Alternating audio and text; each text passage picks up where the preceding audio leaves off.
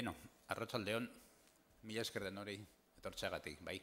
Hemendik aurrean erderaz, Bestela oso zaila izango da niretzat, bai. Bueno, muchísimas gracias a todos ustedes por acompañarnos en esta tarde. Yo soy Luis Barrios, miembro de la Asociación Arteliburu 21, que es una de las asociaciones, una de las entidades que juntamente con el Koldo Mitxelena, con el Museo San Telmo y con Kutxakultur, organizamos los cuartos encuentros sobre el libro de artista de Donosti.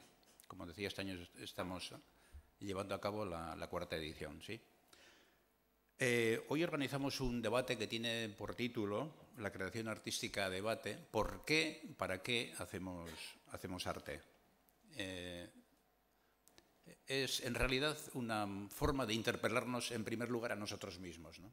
Además de las preguntas de tipo teórico, abstracto, que podamos debatir, sobre las que podamos reflexionar, ¿no? Seguramente ya las gentes del Paleolítico se hacían estas mismas preguntas o similares, ¿no? ¿Para qué pinto yo este caballo? ¿O para qué este bisonte? ¿Tendrá sentido? ¿Servirá para algo? ¿Me darán de comer por lo que estoy haciendo? ¿Me llamarán de otro lugar? ¿Me servirá para vivir mejor? ¿Será útil a las gentes que viven conmigo? Seguro que estas preguntas o similares se las hacían ya desde hace 40.000 años, ¿no?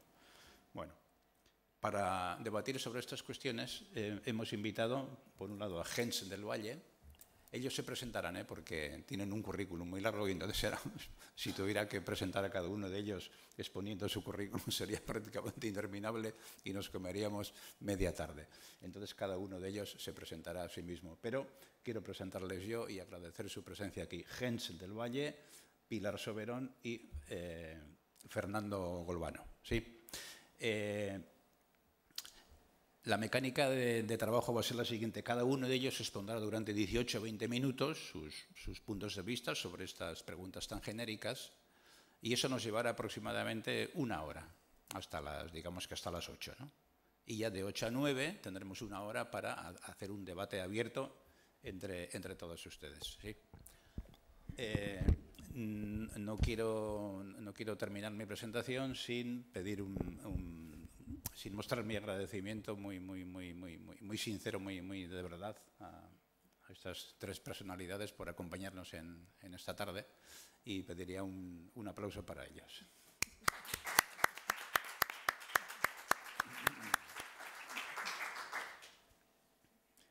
Por mi parte, listo.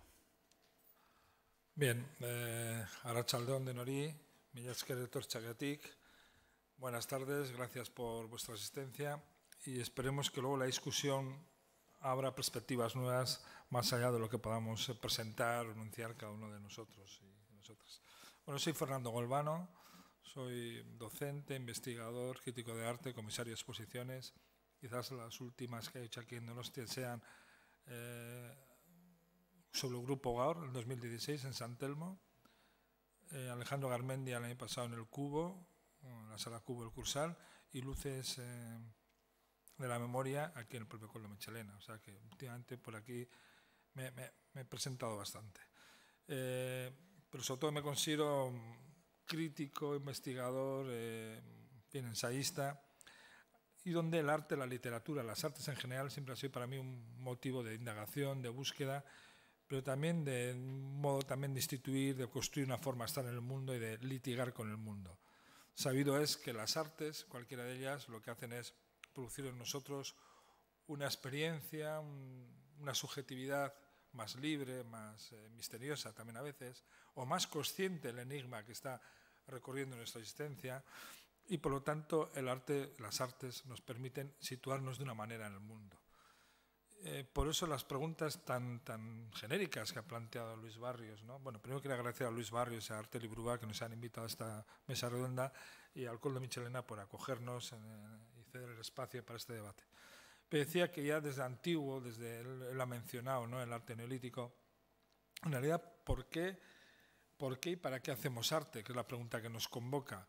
Pues en realidad podríamos resumirlo quizás de un modo un poco bruto, en que ¿por qué creamos? Para nada. En realidad la creación artística no tiene una función social aunque al final todo acto humano tiene una dimensión social, política, moral, pero en realidad el arte no necesita tener una función para su propia existencia, porque lo importante para el arte es, frente a los valores morales, frente a las cuestiones políticas, frente a las razones científicas, las razones del arte son, en principio, no tienen una función ni económica ni funcional para la organización de nuestra vida, ni siquiera tiene una función de salvación, aunque hay artistas que han pensado que el arte es un modo de crear una experiencia de salvación. Luego me referiré a Oteiza o podemos ser a Unamuno o incluso a Mallarmé. Pero el arte en realidad no sirve para nada, pero sirve para algo importante, que no se traduce en términos ni económicos, ni morales, ni políticos. Y es que el arte es aquella dimensión del humano, de la existencia humana, que permite una confrontación con un laboratorio donde la experiencia de libertad no tiene límites. En el debate moral siempre hay unos límites que en cada momento, cada sociedad instituye valores a respetar, valores que permitan la vida en común, valores normativos. También en discusión, construidos social históricamente, pero son valores que permiten la existencia social, la vida en común. Lo mismo podemos decir de los valores políticos, de las premisas políticas. Permite organizar la sociedad conforme a algunos principios de respeto, de libertad, de pluralidad, de existencia democrática, etcétera, etcétera. Sin embargo, los seres humanos, todos los seres humanos, como seres extraños, como seres que somos incompletos en nuestras facultades y posibilidades, pero que ambicionamos producir una totalidad en torno a nuestro, una clausura, una especie de razón de ser en la cual nos situamos y nos reconocemos, pero esa razón de ser y esa clausura no es plena. Siempre hay resquicios, aperturas que nos llevan a otra identidad. Y es itinerante, cambiamos con el paso del tiempo y de la experiencia. Por lo tanto, no hay una identidad estable, no hay una forma de estar en el mundo permanente única, sino que hay un laboratorio permanente de reconocernos nosotros mismos y en relación a los demás. Donde más libertad tenemos es justamente en estas cuestiones subjetivas, simbólicas, imaginativas. Esas restricciones que están en el ámbito moral o en el ámbito de la ciencia, no podemos decir que 3 más 4 es 7, lo podemos decir en términos político-míticos, en términos identitarios, pero no es ninguna verdad decir en términos políticos que 3 más 4 es 7, o que 3 responden al 1 de la Santísima Trinidad, son creaciones imaginarias simbólicas que responden a otro orden de creencias. En realidad, la ciencia política, pero la ciencia que construye saber sobre el mundo y sobre nosotros, tiene que apelar a un principio de no contradicción. Toda la ciencia se ha construido sobre la base de que algo no puede ser su contrario, aunque ahora con las nuevas leyes de las termodinámicas y de la ciencia va a permitir esas experiencias. Pero digamos que el principio de no contradicción es el que ha inaugurado o el que ha permitido que ese principio de identidad, 25 siglos desde Platón hasta nuestros días, de un tipo de ciencia se ha construido sobre ese paradigma. Sin embargo, las artes no tienen un paradigma, no tienen un principio, no tienen un arché, no tiene una norma superior a la que invocar y decir que eso es más verdadero como arte o como no. La verdad del arte siempre es una verdad de revelación, no de adecuación, no de correspondencia con algo del mundo, con un principio físico o con un principio moral. Eso es otra cuestión que uno puede si quiere elegir. Pero en principio, por sí misma, la creación artística no tiene una norma, no tiene un principio. Su única razón de ser, aparte de ser el lugar donde el humano se despliega como laboratorio permanente de libertad, por eso la posibilidad permanente de las artes de que una misma obra suscita en públicos distintos, es decir, en seres humanos distintos, una inagotabilidad de representaciones, de significaciones, de afectos que no podemos completar. Una misma obra, incluso en nosotros, en tiempos distintos. Se remite mucho a la idea del paisaje. Ya puede haber a lo largo de la historia múltiples representaciones, cánones recibidos sobre cómo entender el paisaje y su representación. En realidad el paisaje no existe sin la potencia imaginativa, creadora del sujeto o la sujeta que produce una experiencia del paisaje. El paisaje no persiste a la experiencia del paisaje. Pero incluso para nosotros mismos un nuevo paisaje, como bien sabéis, un paisaje de la infancia, produce significaciones, representaciones y deseos distintos cuando eres adolescente, cuando eres adulto o eres anciano. Pero el paisaje está ahí de algún modo. Lo que hay es una producción de sentido, una creación de forma. Me gusta más hablar de creación de forma. Y esa forma es un conglomerado de ideas, de representaciones, de deseos que podemos en parte explicar y en parte no. Esa es la fuerza, la creación y la fuerza de la bueno, lo saben los propios artistas, tenemos aquí dos artistas que lo podrán hablarlo, pero incluso cuando uno escribe o quiere dar una forma literaria, poética, a un ensayo, a un texto, nunca sabemos por qué hemos elegido muy bien una determinada palabra, una determinada estructura compositiva, porque no podemos ir aguas arriba en nuestra imaginación a ver cuál es la fuente que ha producido esa forma. Hay una conjunción de factores en juego, racionales, pero también no racionales, por lo tanto no podemos montar toda la estructura de esa creación, no podemos explicarla, no podemos justificarla. Por eso cuando hablamos de un poema, de una obra de arte, creamos otra forma, una forma ensayística, una forma crítica, pero no sustituye a la obra. La obra habla por sí misma. No se puede traducir al lenguaje escrito, al lenguaje racional o a un lenguaje crítico. Sin embargo, nos esforzamos por producir interpretaciones que se acerquen mejor al sentido o a las posibilidades de sentido que abre una determinada propuesta artística. De manera que, si no sirve para nada, sin embargo puede servir para muchas cosas. Para nada que no esté predeterminado, que no tenga una norma a priori. En realidad, a mí me gusta la idea de Theodor Adorno en su último gran tratado sobre estética, el año 69, que lo hace ya cuando muere y se publica en el 70, que es Historia Estética, donde él dice que induce en origen la función del arte. La única función del arte es introducir el caos en el orden. Sobre un mundo que está normativizado, que está racionalizado, que está sometido a múltiples categorías morales, científicas, de todo tipo, la función del arte en ese mundo, en esa sociedad, en nuestra experiencia, es producir desorden, es producir sentidos nuevos, formas nuevas. Por lo tanto, me gusta esa idea y eso lo recupera en sus libros de artista Amable Arias, también el lector de Adorno lo recupera esa idea. Por lo tanto, como primera idea principal, es que si las artes sirven para algo, y aquí incluye poesía y literatura y todas las artes visuales, las que queramos, o musicales, es que nos permite crear nuevas figuras de lo experimentable, de lo pensable, de lo imaginable en última instancia. Esa es la posibilidad. Ahí reside lo nuevo. La forma nueva es la posibilidad de experimentar algo diferente. Pero esa forma nueva puede ser ex nihilo, es decir, algo que no se pueda determinar a lo que ya existe o que está, no en el sentido de nada, nada, sino en el sentido de que es fuente de nuevas posibilidades de sentido, nuevas determinaciones, de nuevas configuraciones de experiencia o imaginación. O puede ser desde la apropiación de algo dado. Muchas veces lo que hacemos es, de lo que existe tanto en la propia historia del arte o en la historia de los géneros, producir apropiaciones, recreaciones, nuevas posibilidades formales que son nuevas posibilidades de sentido. Y en ese sentido quería traer un ejemplo literario, como desde ese ejemplo literario produce luego declinaciones, apropiaciones en otros ámbitos. Bueno, antes de pasar a ello, tendríamos que recordar que quizás la definición más cabal, más potente, más profunda que se ha dicho sobre la idea de creación está en el Banquete de Platón, ¿no? En el siglo IV a.C., donde dice, cuando habla de poiesis, de poión, el verbo poión, de producir en griego, de poiesis como el paso, la creación de una forma que pasa del no ser, de lo que no existe como tal, al ser. Ahí se ha producido algo nuevo. Por lo tanto, todo acto creativo es un acto poético, que es la poesía, que tiene la misma raíz de poiesis, es la creación mediante palabras, mediante ritmos y palabras. De manera que no encontraremos, yo creo, que una definición más permanente, más actual, que esa idea de Platón en el Banquete de poiesis como el paso, la creación de una forma que va del no ser al ser, de lo que no tiene una existencia previa a lo que va a tener una existencia nueva y que va a exigir un protocolo, una ley nueva de recepción, de apropiación, de reconocimiento y de sentido. Por lo tanto, voy a poner un ejemplo que tiene que ver con Mallarmé, un golpe de dados jamás hablaré al azar, que se publicó en 1914, pero sabéis que Mallarmé muere en el 97, se publica después, una de sus últimas obras, igual que el ensayo de divagaciones que lo produce en el último momento. ¿Qué es ese libro famoso y extraño?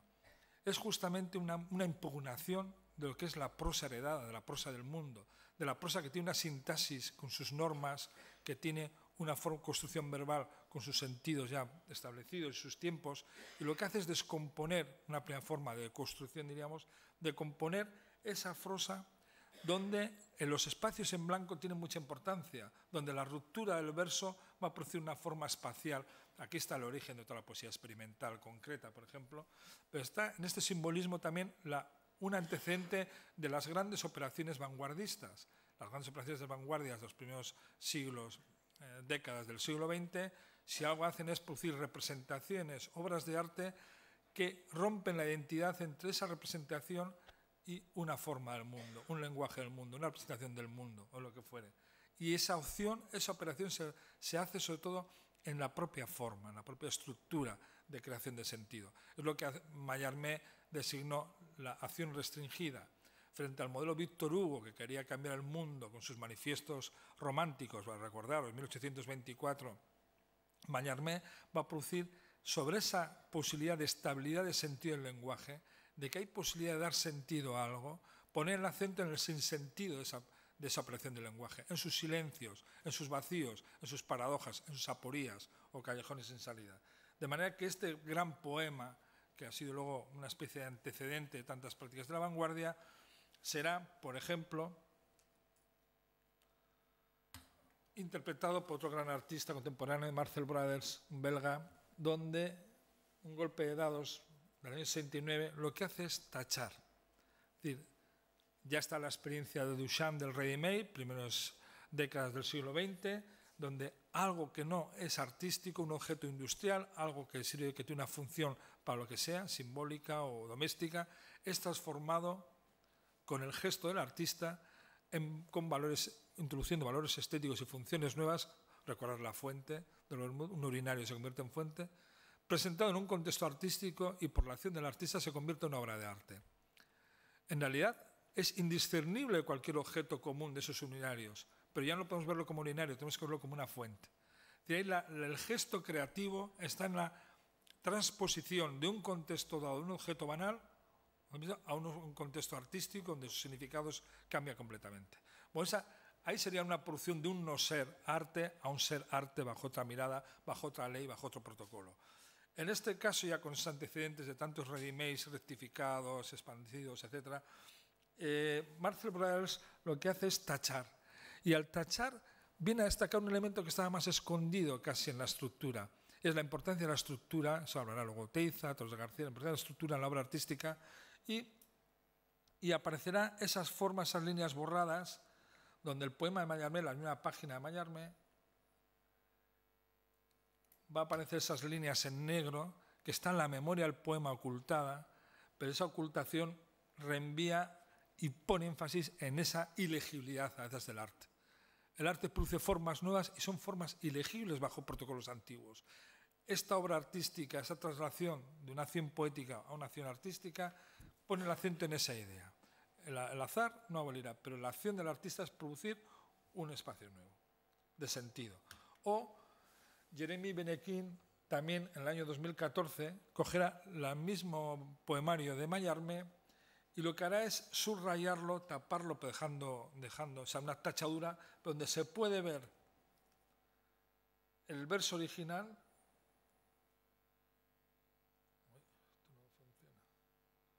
Bueno, no sé si veréis de ahí. El verso original se puede leer, pero invertido, está al revés. Hay una doble operación. Tachadura, no del todo. La ilegibilidad no es plena como en el caso de Brothers, sino que deja leerlo, pero deja leerlo invertido. De manera que plantea una paradoja interesante. Podemos leer una especie de gran en fin, de juego de lenguaje, que me sale la figura, palíndromo, una especie de gran palíndromo, donde el texto de Mallarmé, si lo leemos con las convenciones de la sintaxis y la semántica, no entendemos nada. Podemos entender fragmentos de esa cadena sintáctica, de esos fragmentos sueltos, pero el poema en conjunto no podemos traducirlo, ni podemos resumirlo, ni podemos dar un sentido cabal, sino que tenemos destellos, fragmentos. Claro, la idea de fondo de Mallarmé es que en esa búsqueda a lo absoluto que él planteaba, de eso escribió el fragmento sobre el libro, una tentativa, libro infinito, en realidad ese poema ya lo anuncia, es que cada fragmento, aunque está dentro de una cadena sintáctica y paradigmática, en realidad tiene que leerse como una entrada a una totalidad imposible de definir, a una especie de infinito imposible de definir. Bueno, viejo sueño en las vanguardias y de los románticos. Una forma nos induce a una experiencia sublime, completar una experiencia sublime, donde el fragmento nos lleva hacia una ambición de totalidad, de arte absoluto, de arte del infinito. Bueno, pues aquí lo que plantea es otro problema, y es de que se podría leer al revés, se ha invertido el orden, y en realidad vamos a producir una experiencia similar, que si no hubiéramos tachado no hubiéramos invertido. Leeremos fragmentos, pero en este caso al revés, como si fuera un palíndromo. O, bien sabéis que Mallarmé es muy importante para Oteiza, a la hora del descubrimiento de ese vacío, la importancia del vacío, el vacío en la grafía, el vacío en la estructura física del poema, de los versos. Bueno, el vacío como entrada también hacia un absoluto, un vacío receptivo del que hablaba Oteiza, ¿no? Sus esculturas, su descomposición de las formas geométricas elementales no eran solamente problemas formales, geométricos, abstractos, escultóricos, eran problemas también metafísicos. Había un existencialismo, una especie de sentimiento trágico de la existencia, que lo toma de la famosa obra de Unamuno de 1914, y esa idea de que el arte es una posibilidad de prometer una especie de salvación, una especie de prolongación de la vida. A través del arte, esa ansiedad existencial que está ya en el arte primitivo y en las cavernas, esa ansiedad por enfrentarse a algo que nos desborda y que no podemos nombrar, compite en ese sentido, en dar forma, dar nombre a eso que no podemos, que es inefable y nos trasciende, compite con la religión. Pues también la religión encuentra muchas posibilidades en el arte, producir un arte sublime, porque siempre nos lleva de una experiencia fragmentaria, terrenal y limitada a una experiencia infinita, total y eterna, ¿no? Entonces, el arte, la Iglesia necesita del arte. El Papa anterior escribió una carta, hizo una especie de encuentro en el Vaticano, donde llamó a artistas, arquitectos, intentando, en la Capilla Sixtina, no es por casualidad que se reunieron, intentando producir nuevas formas de sublimidad. La palabra más repetida en la carta a los artistas del Papa era sublime. Y la sublime no es siempre una entrada al absoluto, la sublime es una experiencia terrenal, parcial, donde se suspenden las categorías espaciotemporales y donde parece que algo que no podemos nombrar de modo pleno, algo que mezcla dolor y felicidad, momentáneamente tenemos una experiencia sublime, pues ante un paisaje, una experiencia erótico-amorosa, con una música, incluso en la política puede haber momentos de experiencias sublimes, sean tan gratas como dolorosas, por ejemplo, un momento revolucionario. Un momento revolucionario produce una experiencia intensa y fuerte donde las categorías más racionales quedan suspendidas. Por eso toda revolución tiene algo de enajenación temporal, permanente, parcial en la experiencia colectiva. De manera que no es casual que entonces que Oteiza se interese por Mallarmé y una edición de la Revista Occidente, él interviene, hace trabajos y sobre todo hace unas obras más importantes del año 58, homenaje a Mallarmé, que son estos espacios vacíos, donde en la estructura de esa forma geométrica, ese vacío introduce un continuo entre interior y exterior, por lo tanto una apertura hacia lo infinito. Hará en el 75 otra obra partiendo de este Mallarmé, homenaje a Mallarmé, en el 65 el famoso Odiseo, que tiene la cucha, lo veréis en el espacio de la cucha, en Garibay, donde ese Odiseo, retrato de un gallo armado llamado Odiseo, intenta ya él mismo hacer como una especie de autorretrato, el gran artista de la vanguardia, heroico, profeta, que va a presentar una promesa de felicidad, de recuperación del alma, de identidad colectiva, etcétera, etcétera. Ese Odiseo no es más que un gran autorretrato suyo.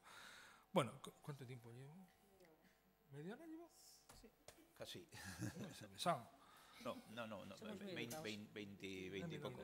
Vale, bueno, pues corta. Bueno, quería decir con esto que si una función tiene es dar forma al caos, a la experiencia, sabiendo que el arte tiene una gran potencia, producir comunidad, sentidos de gusto, sentidos de pertenencia, sentidos de reconocimiento simbólico, desde la no identidad, desde que cada uno ser un ser diferente, producir experiencias de compartir algo con los demás. Por eso la política, por eso las religiones se valen tanto de representaciones, de liturgias, de formas del arte para producir esas formas de comunidad desde la no identidad. Gracias. Disculpadme, no he mirado la hora que he empezado. Se avisa. Con el reloj delante. Muy bien, nos cambiamos de sitio. ¿Ah, sí? Ahora, Pilar Soberón. No te preocupes.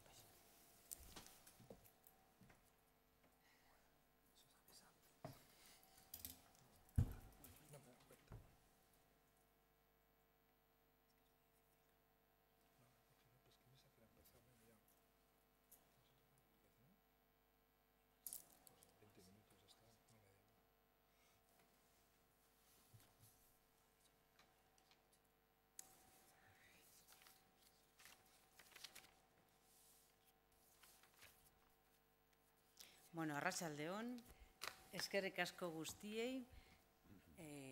Buenas tardes, gracias a todos, gracias en especial a Luis Barrios por su invitación a participar en estos encuentros, gracias al Coldo Michelena por habernos proporcionado, como bien dices, Golbano, este entorno.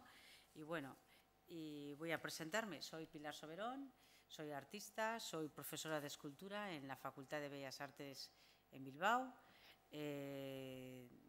donde he estudiado Bellas Artes y ahí he hecho el doctorado, etcétera. Bueno, como artista, cabe señalar pues a lo mejor los primeros premios en torno a obras ya de escultura o siempre trabajando con cosas muy efímeras, tanto el primer premio de noveles o exposiciones en Arco a través de premios de fotografía ABC o exposiciones en Alemania con escultura pública o con performance. Siempre un arte muy colaborativo, muy empapado de fotografía, que básicamente, dado el medio, es lo que os voy a mostrar. Y bueno, también pues destacar el premio en Fotissima Art Prize en Venecia en el 2015. Y bueno, y quizás como últimas obras, y quizás también por la cercanía del lugar, ¿no?, la exposición individual que realicé el pasado invierno en Gambara, aquí mismo en el Coldo Michelena. Y bueno, os voy a presentar mi idea en torno a la creación, lógicamente creación artística, y cómo lo entiendo yo. Como lo entiendo de una manera muy personal. Sí es cierto que es un tema en el que de alguna manera me introduzco y sí que en cierto modo soy muy intuitiva. Es decir, avanzo de alguna manera en una dirección totalmente, digamos que, iba a decir, pues de una manera digamos que muy libre, ¿no? Y sí que, para entender un poco este proceso, yo en mi propia investigación artística, paralelamente siempre he llevado una investigación teórica, ¿no?, investigando tanto artistas, conceptos e ideas que me llegaban y de alguna manera necesitaba situar. Y bueno, de esa manera, pues lo que he hecho ha sido un poco investigar desde mi propia creación, es decir, mi propia masa de taller ha sido el concepto que luego después he desarrollado en mi propia tesis doctoral. Entonces, esto me ha ayudado, pues, de alguna manera, a sentar los conceptos sobre los que después puedo seguir investigando, ¿no? Entonces, cuando hablo de creación, para mí lo veo como una creación muy ligada al proceso, al magma cambiante, que para mí es el devenir artístico, donde todo está en continuo movimiento, ¿no? Entender el arte como un gen activo ligado a la vida es mi realidad, donde naturaleza, arte y acción participan en el ciclo de la creación, de la vida, muerte y regeneración. La creación está ligada a la mutación, al cambio, a la transformación de energía, tanto en un sentido entrópico, un cambio energético, como en un sentido dinámico, ¿no?, de continuo movimiento. Entender la vida como un ciclo en devenir constante es la base del pensamiento fluido, la idea que he desarrollado en mi tesis doctoral, que se titula Lo fluido como concepto y práctica artística, publicada en el 2016 en la Universidad del País Vasco. Incluso el tiempo es partícipe de estas asociaciones, pues también en ocasiones se torna en movimientos elípticos donde pasado y futuro se invierten, o como decía Robert Smithson, el futuro es el pasado del revés. Así,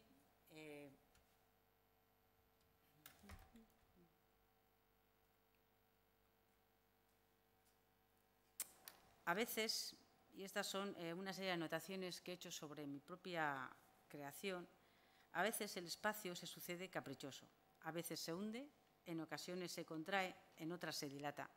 El tiempo sucumbe al juego, el cruce de ambos da lugar a la experiencia, acción y reflexión, y constituye la puesta en valor de esta práctica artística que nace del proceso, explorando nuevos límites de comunicación, desligando al arte de su marco y contexto establecido y manifestándose ante la homogeneización cultural y mediática. Así, cuando hablo del concepto de lo fluido, ¿de acuerdo?, no solo es una práctica artística en la que yo me inserto, con la que yo me identifico, también lo quiero ligar de alguna manera con un pensamiento filosófico, porque encuentro muchos paralelismos tanto con pensadores actuales como un poco, digamos que ha sido como una intuición en la deriva propia histórica del arte, ¿no? Y así digo, pues que hemos asistido a la progresiva desmaterialización del objeto artístico, del arte objetual al arte de concepto, de lo sólido a lo fluido. Nuestra práctica artística se va volviendo más etérea y efímera, más ligada a la idea, desvinculando a la obra del aura de perpetuidad, pese al lastre del sistema mercantil del arte y a la inflación del espectáculo. El concepto de influido viene dado porque vivimos bajo la inercia de los efectos de lo móvil, lo dinámico y lo cambiante, por el efecto de la gravedad sobre el tiempo y la materia, por los flujos de información que recibimos de los media, por nuestra propia condición fluida. Nuestra sociedad se ha convertido en una sociedad líquida, donde los líquidos son informes y fluyen como rizomas. El tiempo toma relevancia, pues configura y describe las cosas dentro de un continuo. Así, abandonada la función ya de monumento y desligada de la arquitectura, la creación artística actúa en el espacio-tiempo, donde el proceso y la experiencia son vitales. Transita por el espacio, en ocasiones con proyectos in situ, en contextos urbanos o en soportes atópicos en la red, explorando nuevas vías de comunicación. Estas son imágenes que hablan un poco de de las ideas en las que yo me inserto.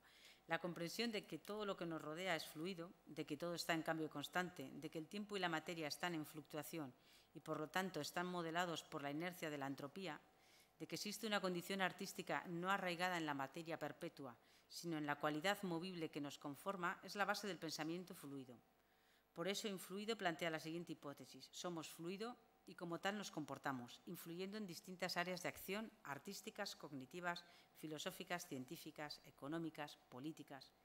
En el campo del arte, lo fluido busca manifestarse como condición temporal, cambiante, efímera, dinámica, móvil, múltiple y leve. Como os comentaba antes, desde mi creación artística empiezo a trabajar un poco con estas ideas que me interesa ya desde 1994 en el proyecto Influido, con la fluidez y la levedad como herramientas.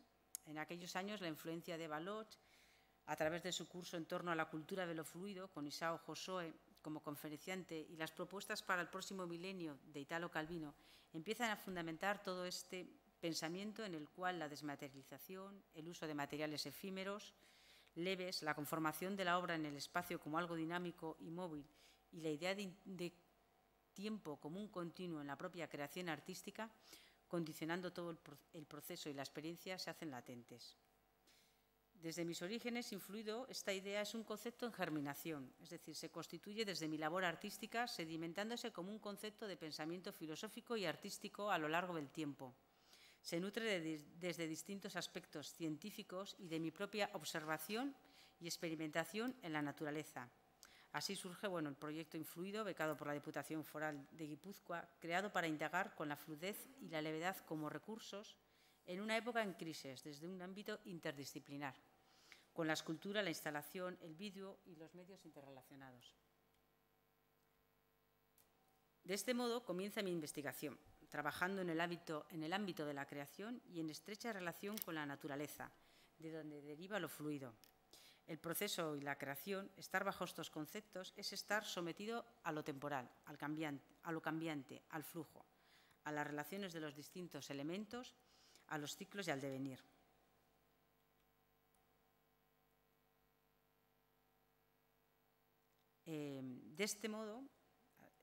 Así, la naturaleza para mí es un lugar de observación, donde investigo los fenómenos naturales que abordo en mi obra y donde exploro lo inconsciente. Un territorio que me atrae, ya que en él se encuentran las representaciones simbólicas, lo individual se diluye en la esencia y en el todo colectivo. Natura supone para mí un exponente de las dos vías que me interesan, una reflexión en torno al ser humano y también un lugar donde mis procesos artísticos investigan la relación con el espectador. Acercarse a conocerlos y a comprender los planteamientos artísticos, reflexiones y cuestiones que abarco supone visualizar y entender mi proceso creativo y cognitivo, pues emerge desde diferentes disciplinas y lenguajes, creando nuevos medios de comunicación, a la vez que agita nuestra conciencia.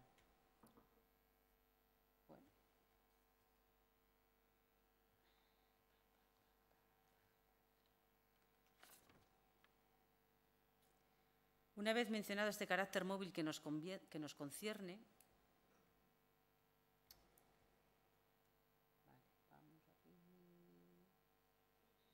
vamos a quedarnos aquí.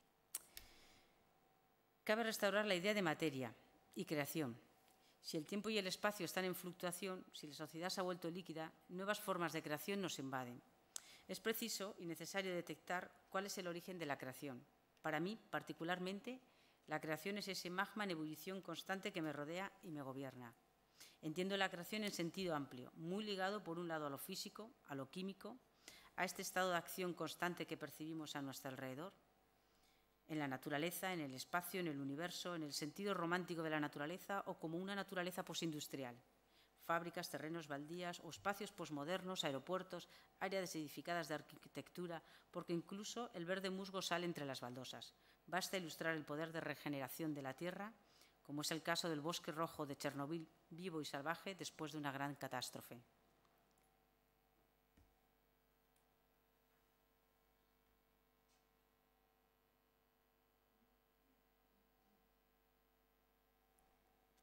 En todos estos casos, el poder de regeneración constante, de transformación y mutación latentes en todo estado de creación es obvio. Y si la vida animal y vegetal se vuelve a nuestro alrededor en constante creación, nuestros actos, acciones e ideas también.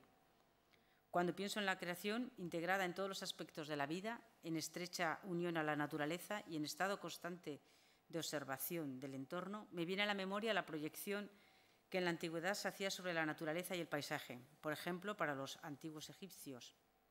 Comenta Jeremy Nadler, el tejido de la vida, por ejemplo, en el mundo egipcio, en un ámbito cotidiano, era sagrado.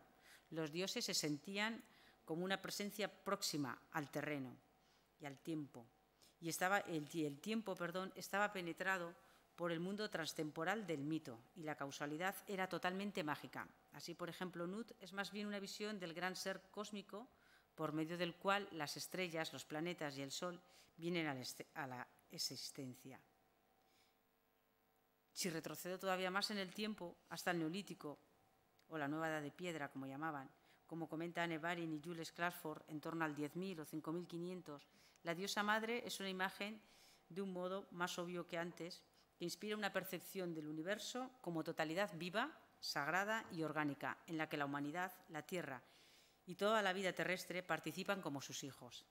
Como gran madre, preside como diosa de la vida, la muerte y la regeneración, sobre toda la creación, conteniendo en sí misma tanto la vida de las plantas como la vida de los animales y los seres humanos. Así podemos bucear en la historia hasta el Paleolítico, donde ya se han descubierto más de 130 figuras de mujeres apoyadas sobre rocas y sobre tierra, conmemorando este eterno de la creación. Y es en este magma donde yo me sitúo y le llamo magma fluctuante y siempre lo he ligado desde el punto de vista artístico con la idea de proceso, con la idea de creación. Pero sí es cierto que al traer, Luis, la pregunta a la mesa de qué es lo que entendemos por creación, una pregunta que en cierto modo es como muy abierta y muy genérica, pero a la vez también te llega hondo, porque es donde te sitúas tú en esa creación, ¿no? Entonces, también intentando responderte, Luis, a la segunda cuestión, y es ¿para qué creamos, ¿no? ¿Hacia dónde queremos ir con nuestra creación artística? En mi caso, intento siempre crear una especie de interrogación, ¿no? Pero interrogación en un sentido de toma de conciencia ante una determinada situación, bien por el entorno, por ejemplo, en esta imagen que estamos viendo ahora, eran una serie de probetas donde cuestionaba X conceptos ligados a la vida, ¿no? Pues vida, conciencia, muerte, utopía o el domicilio del alma o la escala natural, donde en probetas y con escritos en latín aparecían distintos términos, ¿no? Términos que para mí están ligados de nuevo a la creación. Y sí es cierto en el que yo, en mi propia creación artística, me encuentro que nunca soy igual, que incluso las mismas obras con el cabo del tiempo se vuelven a transformar porque vuelves a tener otra visión sobre ella y que nada es perpetuo. Nada es perpetuo ni aunque trabajes con piedra. Te da esta sensación, ¿no? Y un poco, sí que aludiendo a la idea esta y vuelve otra vez como esta idea de conciencia respecto a la creación que se tenía en la antigüedad, ¿no? Y vuelve otra vez esta idea de, como has mencionado, Golbano, de la creación como algo ligado a la poiesis, ¿no? Un poco esta idea que va todavía un poco, por eso me he retraído hasta los tiempos del Paleolítico, ¿no? Esta idea de creación, entendiendo todo el contexto, todo tu entorno como una creación constante ligada o a la madre tierra o al universo o al cosmos o a lo que los científicos de alguna manera nos vienen a cuestionar continuamente, ¿no? Quizás este hilo histórico que desde la antigüedad, quizás desde el Renacimiento o más tempranamente, ¿no? Que nos han un poco vendido esta idea de tiempo lineal, ¿no? De que todo transcurre en un hilo constante y de que todo es de alguna manera regido por las matemáticas, quizás sea todo lo contrario, ¿no? Y quizás esta idea abierta de que incluso el tiempo y el espacio están continuamente en transformación es lo que de alguna manera me motiva, ¿no? Y bueno, esta era básicamente la idea de transformación y de creación que os quería transmitir, ¿no? Bueno, básicamente en mi obra sí que hay mucha presencia de la naturaleza, siempre quizás por eso está como muy ligada a un entorno como muy idílico o romántico, pero sí que es cierto que al final trasciende bien porque acaba habiendo pues, un mensaje ecológico o un mensaje más, bueno, como se le quiera tratar, ¿no? Pero al final es un poco trabajar, para mí es un trabajar con lo que tengo a mano. Trabajo, recolecto semillas, trabajo con el dibujo de una manera muy intuitiva, sin ver lo que la mano hace y al final acaban siendo un proceso constante en ebullición. Es un poco como el vídeo aquel de Fisley and Weiss, ¿no? Donde todo estaba constantemente en movimiento, ¿no? Donde el tarro se caía y empujaba el bote y el bote se caía y empujaba el rodamiento y el rodamiento se caía y empujaba. Y sentirse en esa conexión constante es lo que de alguna manera es la inercia de mi creación artística, ¿no? Basada un poco, porque también es cierto que nunca es constante en una sola disciplina, ¿no? Sino el hecho de apoyarte en distintos medios, bien sea por el dibujo, tan pronto es un vídeo, como es un sonido, como es una instalación, como es un poco lo que te facilita el poder voltear la imagen y poder de alguna manera voltear la realidad y no estar de alguna manera limitado en un sentido creativo, ¿no? Y bueno, esa era un poco la idea de sobrecreación que os quería traer a la mesa, una creación ligada a la constante mutación en la que me desenvuelvo. Gracias.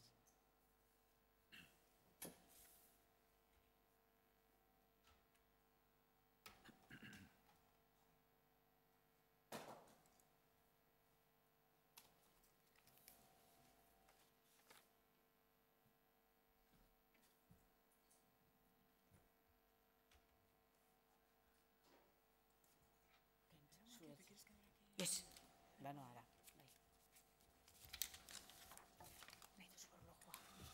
Recordad ahora Gens del Valle.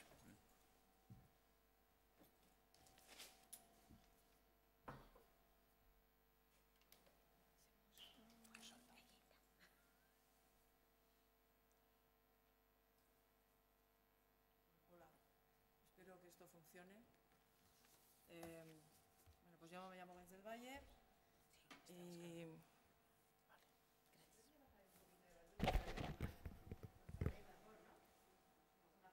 Orca. Sí.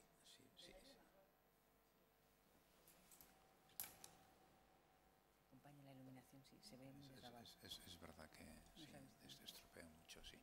¿Vuelvo un poco rápido? Espera.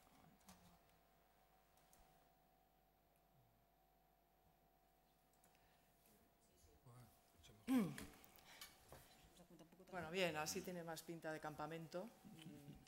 Luego nos sentimos un poco más cerca. Bueno, gracias a Pilar para empezar, que me dejas el reloj, porque si no, yo también, igual me puede pasar que no sé muy bien hasta dónde. Bueno, pues yo me llamo Gens del Valle. Como hay que hacer una definición de una misma, pues sí, soy artista, o sea, hago arte, me dedico al arte y también doy clases. En la Facultad de Bellas Artes de Bilbao desde hace muchos años y antes de eso también di clases a niños y también en la Escuela de Magisterio una vez. Quiero decir, yo, el que le interese mi currículum pues puede mirar en internet y aparece allí, pero soy una persona pues que trabajo para poder hacer el arte que yo quiero, doy clases, me gano un sueldo y para poder dar clases hago arte, porque si no, yo no creo que tuviera gran cosa que decir al respecto, no creo tanto en la teoría al margen de la práctica. Mi práctica, bueno, estas imágenes, aunque van demasiado rápido, estoy viendo que van a toda pastilla, igual se repetirán al final, mi trabajo está ahí y simplemente lo pongo, no voy a hablar sobre ello, salvo que queráis que os aclare algo.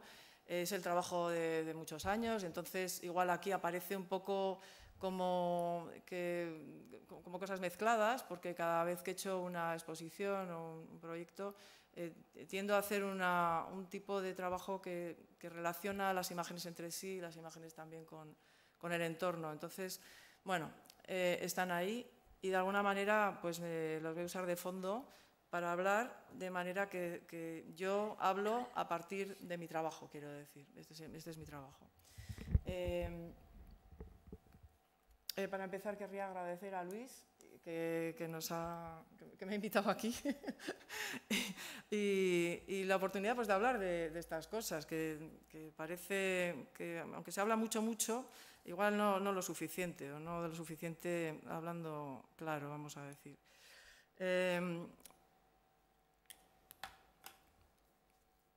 Lo primero que me llamó la atención cuando vi el tema, bueno, no hemos preparado, como es evidente esto, entonces igual hubiera sido mejor, pero igual no, porque al final estamos como hablando de lo mismo, como revoloteando sobre un mismo tema, diciendo cosas pues similares, seguro, pero cada uno un poco como desde un matiz igual diferente. Quizás esa es la posible aportación, ¿no? Lo primero que me llamó la atención era que me hicieran estas preguntas, ¿no? ¿Por qué y para qué el arte? Y pensé que, de alguna manera, estas preguntas habrían sido inimaginables al contrario de lo que opina Luis, yo creo que igual en la prehistoria lo inventamos todo, porque realmente no sabemos nada, pero lucubramos mucho sobre la prehistoria, pero yo pienso que esas culturas que no llaman arte como nosotros le llamamos arte, a lo que nosotros le llamamos, yo creo que no se hacían esta pregunta. Y esta pregunta, de alguna manera, los niños tampoco se la hacen. ¿Para qué es el arte? Porque les sale hacerlo solo. Y otras culturas, si es que hemos dejado alguna viva a día de hoy, pues probablemente tampoco se la hagan. Nos la hacemos nosotros y, de alguna manera, lo que hace es retratar al que lo pregunta, no a Luis, sino a nosotros como cultura, ¿no? Estamos tan separados que ya no sabemos para qué sirve el arte, porque no preguntamos para qué sirve la ciencia, eso lo tenemos muy claro, ¿no? Entonces, cuando vemos la pregunta, el por qué y el para qué, pues lo que me viene a mí es la evidencia de que el arte está ahora mismo en nuestra sociedad completamente desvalorizado. Es una actividad de segundo orden, que sabemos que es de segundo orden porque no se imparte en la educación, no tiene importancia ninguna saber de arte, o sea, saber hacer arte o formarse a través del arte. Y gracias quizás a esto también pues hay un tipo de actividad que se llama arte que puede tener unos precios extraordinarios, pero que si no está en el pequeño círculo, el pequeño circuito en el que eso puede ocurrir, pues todo lo demás pues cantidad de veces se considera basura. O sea, cuando alguien hace arte y no es alguien conocido, dice, ¿tú qué haces? ¿Que eres artista? Uy, qué creído eres, ¿no? Que te crees que tal. Y dices, bueno, pues trabajas en arte. Pero cuando alguien no es conocido, se dice, bueno, pues ¿qué es lo que hace? Bueno, estas cosas de ahora que seguramente no valen nada, porque no están en los sitios donde deberían estar. Porque tenemos ya un aprendizaje respecto a qué es lo que tenemos que pensar sobre el arte, que nos lo tienen que decir las personas o las instituciones o lo que es en el sistema del arte, los que supuestamente entienden. Esto está relacionado obviamente con que no es una actividad que tenga una importancia real en nuestra cultura, porque nos educa y entonces al no estar educados pues tenemos, yo lo llamo un nivel de analfabetismo visual muy grande, de forma que mucha gente necesita esperar a que le expliquen de qué trata esto, después de, digamos, un poco el abismo que se creó entre el público en general, provocado por las vanguardias, ¿no? por el cambio de paradigma. Y claro, nos hacemos preguntas en las que queda bastante patente que nuestra deriva, vamos a decir, cultural, nuestro paradigma es lo que llamamos científico, pero sobre todo es racional. Creemos que pensar es algo que hacemos de una forma discursiva, de una forma lógica, que es la que se nos enseña a hacer, y no nos enseñan esta otra forma de pensar, que sería la complementaria. Hay un desequilibrio, por lo tanto, muy grande.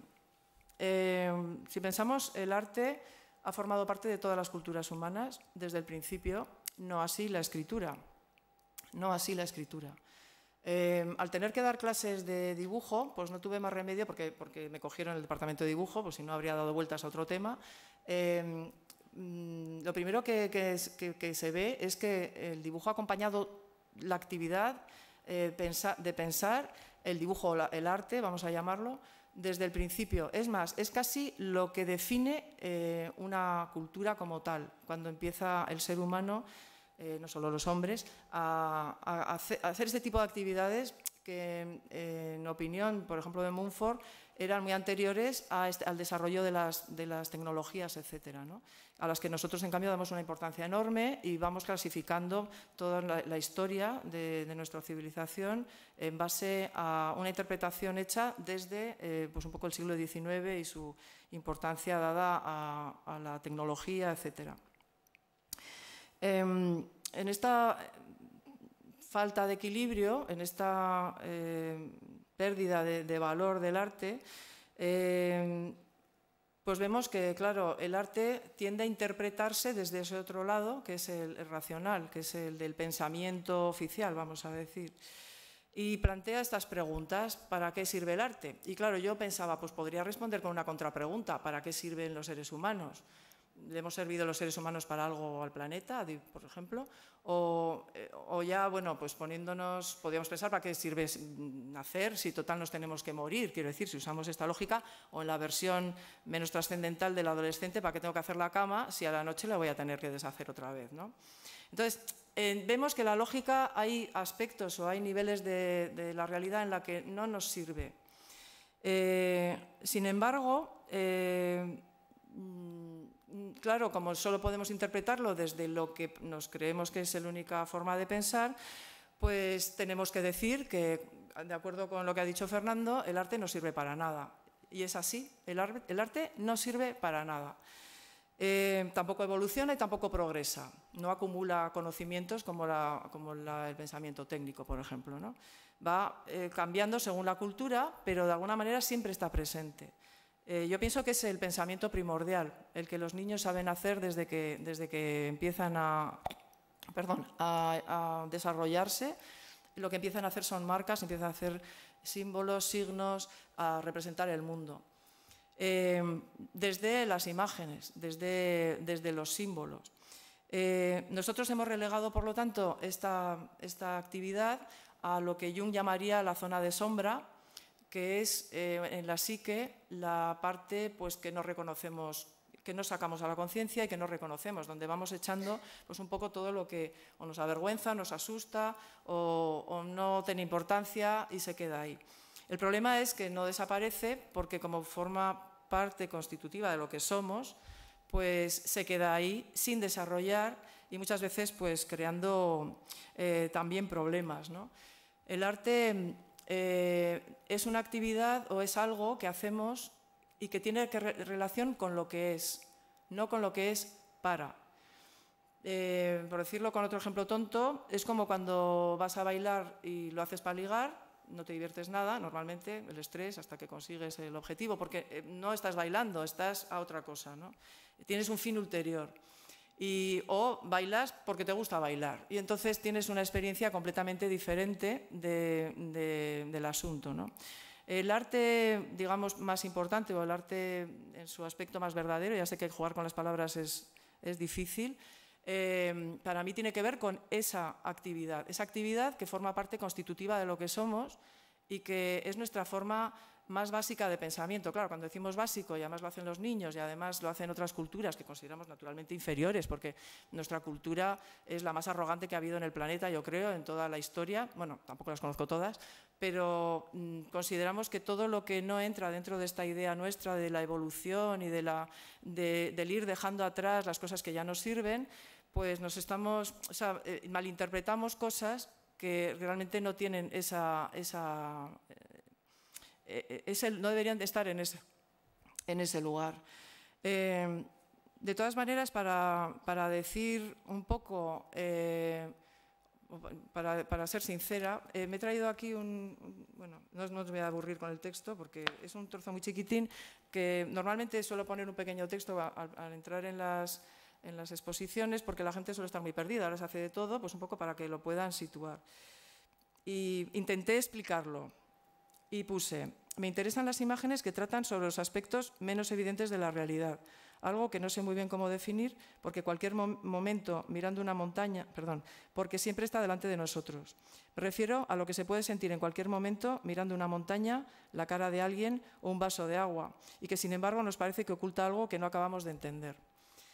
El arte nos puede abrir la experiencia del arte nos puede abrir a ciertos aspectos de la realidad que de otra manera no veríamos. No sé si vosotros habéis ido alguna vez o habéis escuchado un concierto, una música o en un teatro o habéis visto una exposición, una obra de arte que os ha tocado de una manera que os ha sorprendido. Bueno, esa es una de las funciones del verdadero arte o del arte que funciona al nivel que debería funcionar, en mi opinión. Constituye también o utiliza un tipo de pensamiento sensible. Sensible no es sensiblero, no es dulce, ñoño y blando y bueno, sino que es perspicaz, es muy sofisticado, se da cuenta de muchísimas más cosas que normalmente cuando utilizamos nuestras formas, digamos, más convencionales de pensar no nos permiten, ¿no? Me queda poco tiempo, ¿verdad? Bueno, voy. 5 minutos o más. Vale. El arte visual, que es el que yo trabajo, pero también la música, no se comunica de una forma verbal. Y la forma verbal, el pensamiento discursivo, es en el que estamos más entrenados. Y esto hace que muchas veces tengamos que hacer este esfuerzo de hablar, siempre hablamos sobre arte, para entender el arte. Y claro, cuando hablamos sobre arte lo que hacemos es traducir una forma de comunicación completamente diferente con un lenguaje pues, que se le acerca muy mal. El arte visual trata de mirar, de aprender a mirar, trata de una experiencia directa con el mundo que cada vez se va haciendo más rara y por eso también va teniendo cada vez menos éxito, porque cada vez utilizamos más tecnología para poner entre medias entre nosotros y los demás, entre nosotros y la realidad, entre nosotros. Yo cuando veo estos aparatos que hay ahora que reproducen todas las dimensiones ya, o sea, esta obsesión de la mímesis ha seguido a través de la fotografía y de la imagen tecnológica. Las artes, digamos, tradicionales la abandonaron hace 100 años.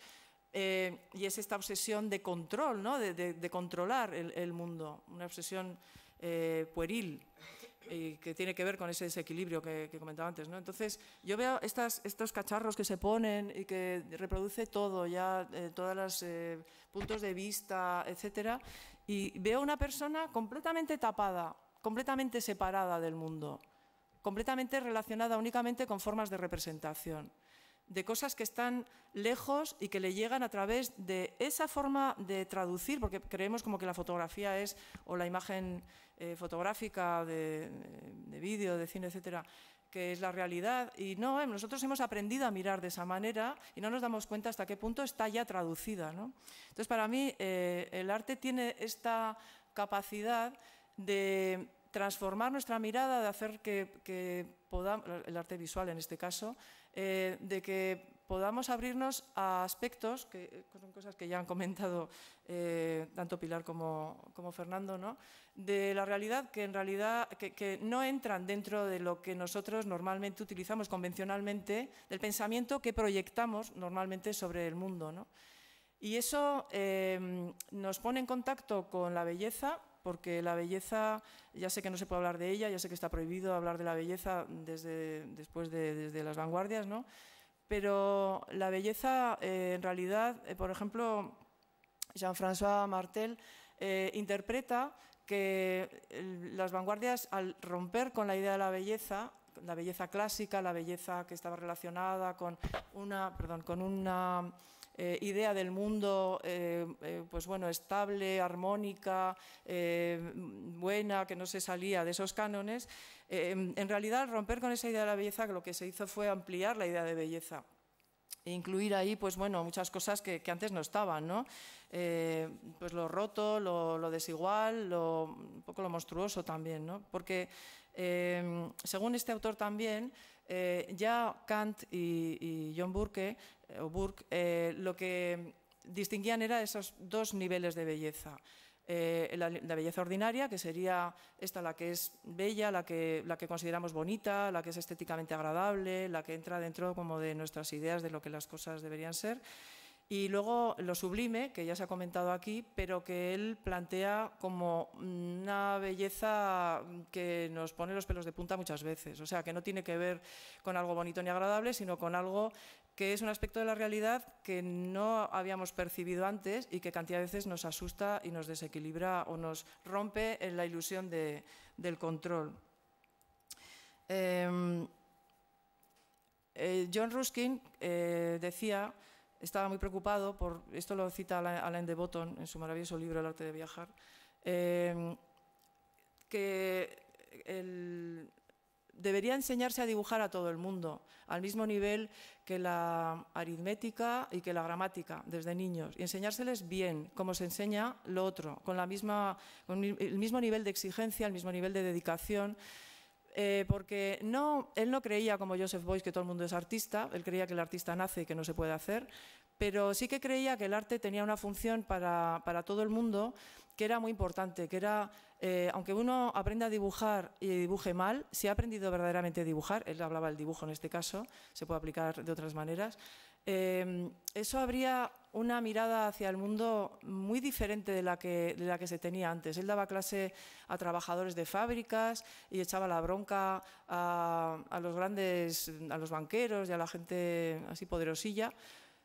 Y porque él pensaba que eso debería ser algo que debería tener todo el mundo. Él daba clases a los trabajadores y decía, bueno, estos van a salir de aquí y no van a dibujar bien un montón de ellos, pero quizás vayan a fijarse en cómo cae una verdura de una cesta de una señora en el mercado, y esa imagen, ese recuerdo, esa percepción va a acompañarles y les va a ayudar, va a acompañarles y va a formar parte de su mundo, de su percepción del mundo.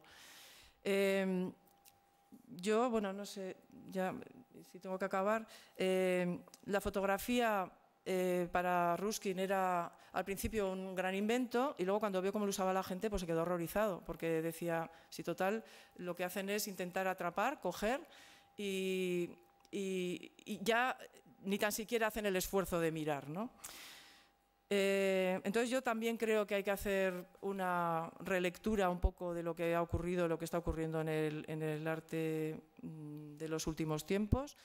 Pienso que el arte verdadero, vamos a decir, no sirve para nada, pero que sí se utiliza para muchas cosas porque es muy poderoso. Habla a la zona simbólica e inconsciente, que cuanto menos consciente sea la gente de ella, pues más vulnerable es a su manipulación, vamos a decir, y se utiliza políticamente y se utiliza para vender de todo, pero esa utilización, que no es que me parezca ni mal ni bien, nos ciega un poco, nos impide ver la verdadera función del arte que está detrás. A veces hay obras de arte fabulosas que al utilizarse para algo dejamos de verlas. Nuestro problema es de ceguera, en general.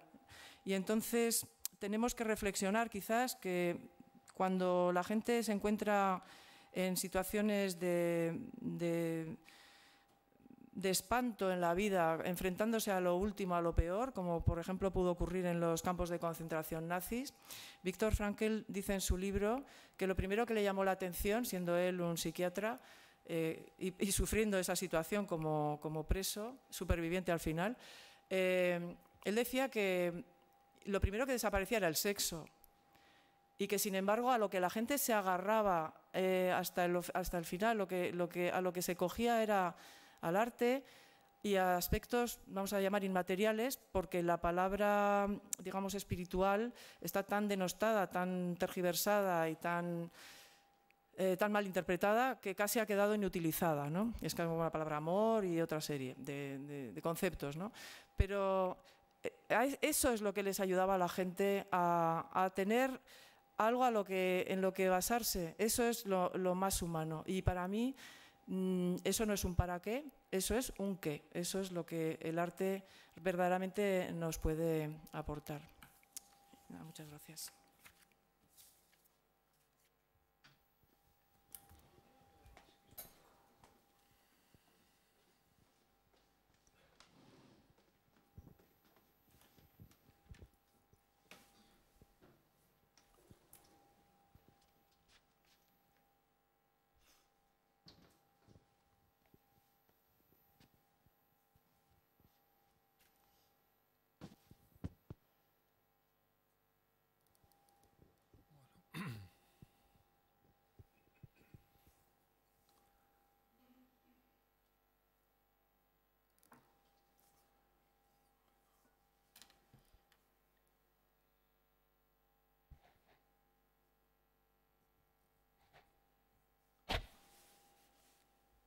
Silencio como forma de arte también. Muchas veces, en fin. Bueno, mientras vais pensando si queréis interpelar, comentar, preguntar, yo voy avanzando una cosa que se me ha olvidado comentarla y que enlaza con lo que han dicho tanto Pilar como Hens.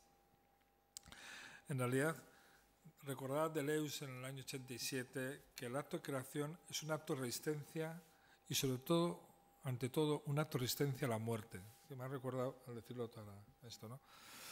Porque el acto de creación es una forma también de dar permanencia a esa mutación permanente de la que hablaba Pilar, ser custodio de la metamorfosis. Es una de las tareas de un escritor, de un poeta, pero de un artista. Pero ser custodio quiere decir que es atento a ese devenir, en ese magma incesante, en ese magma de creación de formas nuevas, de figuras nuevas, de experiencias nuevas, ¿no? Por lo tanto, resistir es liberar una potencia de vida. Y resistir es una forma de responder ante esa amenaza siempre presente de que nuestra vida tiene los días contados, más o menos contados, y la necesidad de trascendencia. Por lo tanto, lo sabía bien Oteiza, que antes lo hemos mencionado, él habla de que sus obras eran, digamos, posibilidades, artefactos, dispositivos para, digamos, prorrogar, expandir, para vencer la muerte, ¿no? Él hablaba, ¿no? Esto lo coge en el de Unamuno, que también se creía que su poesía era una forma de trascendencia y de dar respuesta a esa agonía, ese sentimiento trágico que no nace más que siempre de la lucidez de que somos seres de paso, estamos de paso y que vamos a morir tarde o temprano y que nunca tenemos respuestas a lo que vendrá después. La religión ofrece unas, el arte otras, la ciencia no puede ofrecer ninguna más que la certeza de que nos pasamos a ser otra cosa, otra materia. Por lo tanto, si hay algo constante en todos los actos de creación, de modo inconsciente o modo consciente, esa voluntad de trascender, de trascendencia. Esto lo sabe muy bien Coetze o algunos artistas, donde algunos la renuncia a tener hijos, que es la forma común, más familiar de trascendencia que tenemos, si pensamos que los hijos, digamos, nos transportan a un tiempo futuro, nos prolongamos a través de los hijos una experiencia futura y no somos tan efímeros, pero los grandes creadores tienen esa conciencia de que sus creaciones les trascienden. Igual que para los héroes griegos la mejor forma de trascendencia no era la física, podían morir jóvenes como Aquiles, sino que la mejor forma de trascendencia era permanecer en la memoria, en la gloria de sus ciudadanos de futuro, ¿no? Permanecer en esa memoria. Por lo tanto, si hay siempre una vis formandi, un deseo creativo, un hacer creativo que no está en todas las personas o están los niños, pero hay también una libido formandi en acto, en conjunción, es decir, un deseo que procura el hacer algo. Y cuando es más creativo, el deseo crece más. Por lo tanto, ese deseo de sublimación, ese afecto, ese placer en el reconocimiento de algo que hacemos, está en todo tipo de artes. Está de modo más amateur como de modo más trascendente. De manera yo sí que creo que esta idea está siempre presente, ¿no? De la idea de permanencia, de trascendencia. Yo en eso no estoy tan de acuerdo, ¿eh? No. ¿Tú cuando creas algo no crees que das forma a algo que no está? Bueno, una cosa es dar forma a algo que no está, sí, y otra muy distinta es pensar en que eso es lo que va a quedar ahí de... No digo trascendencia como ser de que va a quedar en el tiempo, en tu cultura. ¿Tú no crees que no? Bueno, es que eso es una preocupación muy egoica, quiero decir, muy de... Ya sé que se supone que los artistas tenemos que ser todos unos narcisos, pero quiero decir, eso en realidad pues da igual, ¿vale? ¿Cuánto va a durar? ¿3 siglos? ¿Medio siglo? Hoy en día, 1 año y medio. Y luego, ¿qué? Quiero decir, yo no tengo esa sensación. Quizás en algunas formas de arte sí, esa necesidad de que, pues no sé, igual... Sí, sobre todo muchos hombres, no lo sé. Las mujeres igual tenemos bastante asumido que nosotras no pintamos nada y entonces pues eso no nos preocupa tanto, ¿no? Pero yo creo que tiene más que ver con ese pensamiento o esa forma de pensar el mundo creativo que lo interpretas de forma simbólica, no verbal necesariamente, quiero decir, en lo que se refiere al arte visual. No, pero es que la forma simbólica puede tener registros distintos, puede ser claro, visual, puede ser escrito. Y sí que hay, claro, evidentemente uno puede tener una modestia, un creer que su obra no vale nada. No es que no valga o deje de valer. No digo no valga nada, es que no tenga valor de duración. En ese sentido, no digo valor económico, no estoy pensando en términos económicos, sino en términos de duración, como forma simbólica, ¿no? Kafka estuvo a punto de ser destruida sus obras y al final son obras que nos acompañan a través del tiempo, igual que las tragedias, igual que un poema de Safo, por ejemplo, ¿no? Claro, pero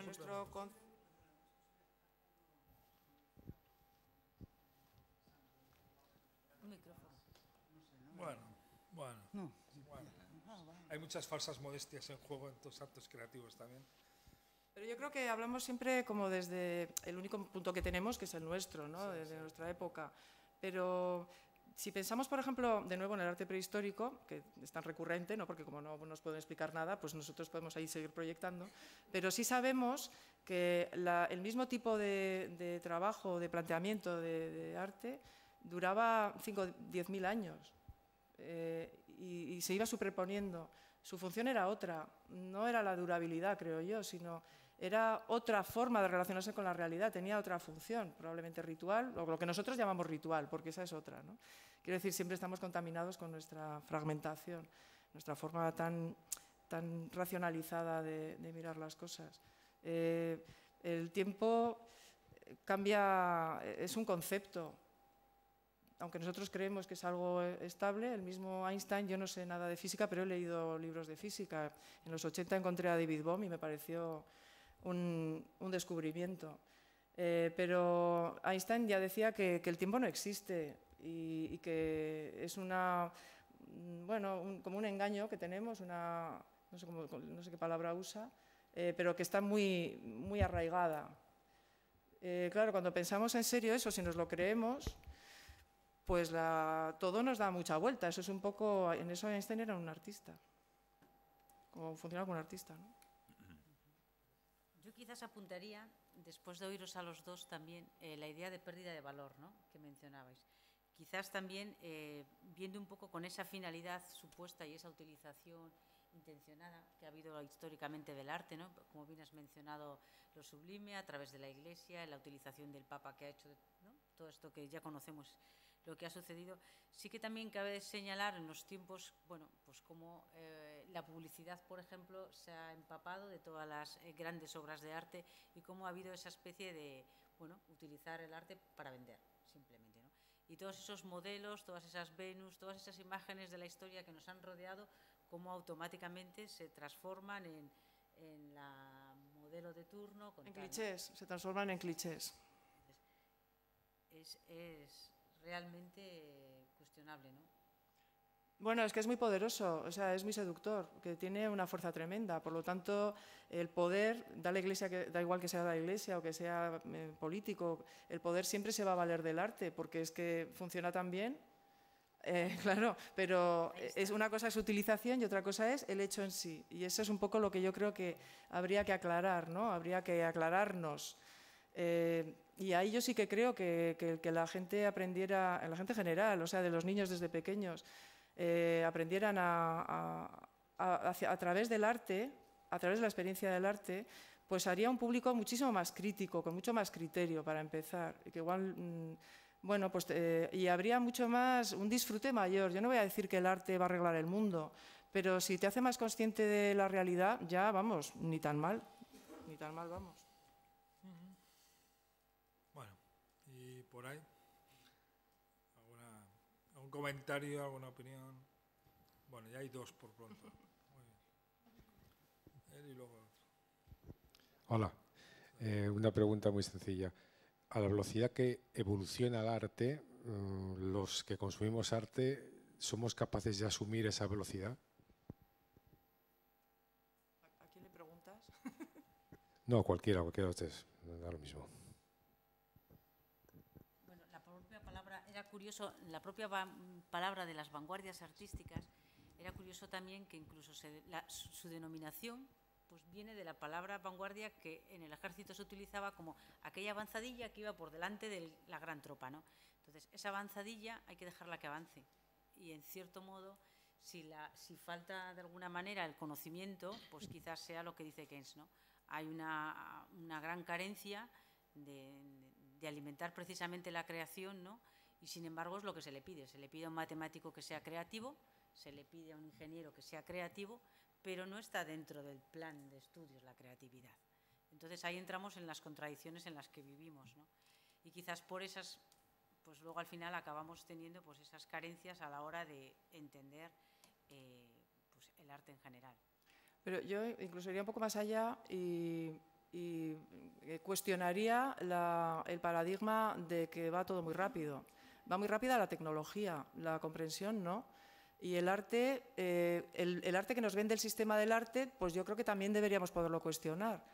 Porque a día de hoy las vanguardias han sido sustituidas por, no sé si podríamos llamarlo arte de tendencia, que de alguna manera el propio sistema va suministrando. Es la industria del entretenimiento y entonces cada poco hay un cambio y ahora pues son artistas emergentes que hacen esto y luego hacen lo otro, pero realmente no sé hasta qué punto, o sea, se ha cogido un poco como el planteamiento de las vanguardias, pero las vanguardias se acabaron con el arte conceptual. Para mí ese fue en las segundas vanguardias el último arte realmente vanguardista como tal, ¿no?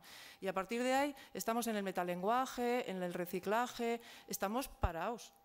En realidad, pero bueno, el arte en realidad no tiene por qué moverse tanto. Quiero decir, esto es como, forma parte de la ideología esta de progreso y una sociedad de consumo que constantemente tiene que estar produciendo la idea de novedad. Nuevo y novedad no es lo mismo. Novedad es, en este sentido, algo que se produce, digamos, intencionadamente para vender, ¿vale? Es una renovación del mercado. Y otra cosa es lo nuevo, algo que verdaderamente cambia. Pues la palabra paradigma también igual está demasiado utilizada, pero cambia una manera de hacer las cosas o de pensar. Y yo pienso que tenemos que salirnos un poco de ahí, cuestionar lo que se nos vende como arte y ver hasta qué. Yo creo que hay muchas veces ahora se favorece mucho un arte que son entretenimientos intelectuales o incluso pseudointelectuales, en los que se habla sobre replanteamientos. Estamos todo el rato dando vueltas alrededor de nosotros mismos, ¿no? Todo el rato dando vueltas alrededor de nuestras cositas culturales, no sé cómo decir.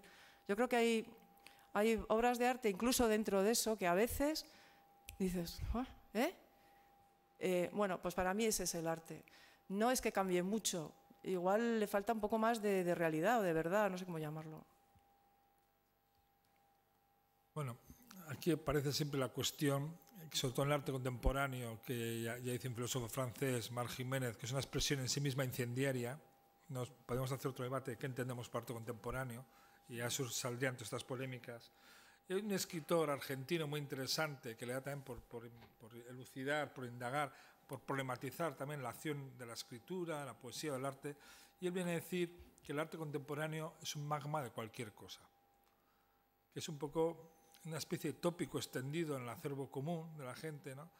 Cuando, digamos, la implosión de las categorías, de los géneros, de las nociones del arte moderno, clásico, hace que y las fronteras entre el arte y el no arte, desde Duchamp, se han difuminado ya en los 60, con todas las ideas conceptuales y minimales, están completamente esas fronteras disueltas.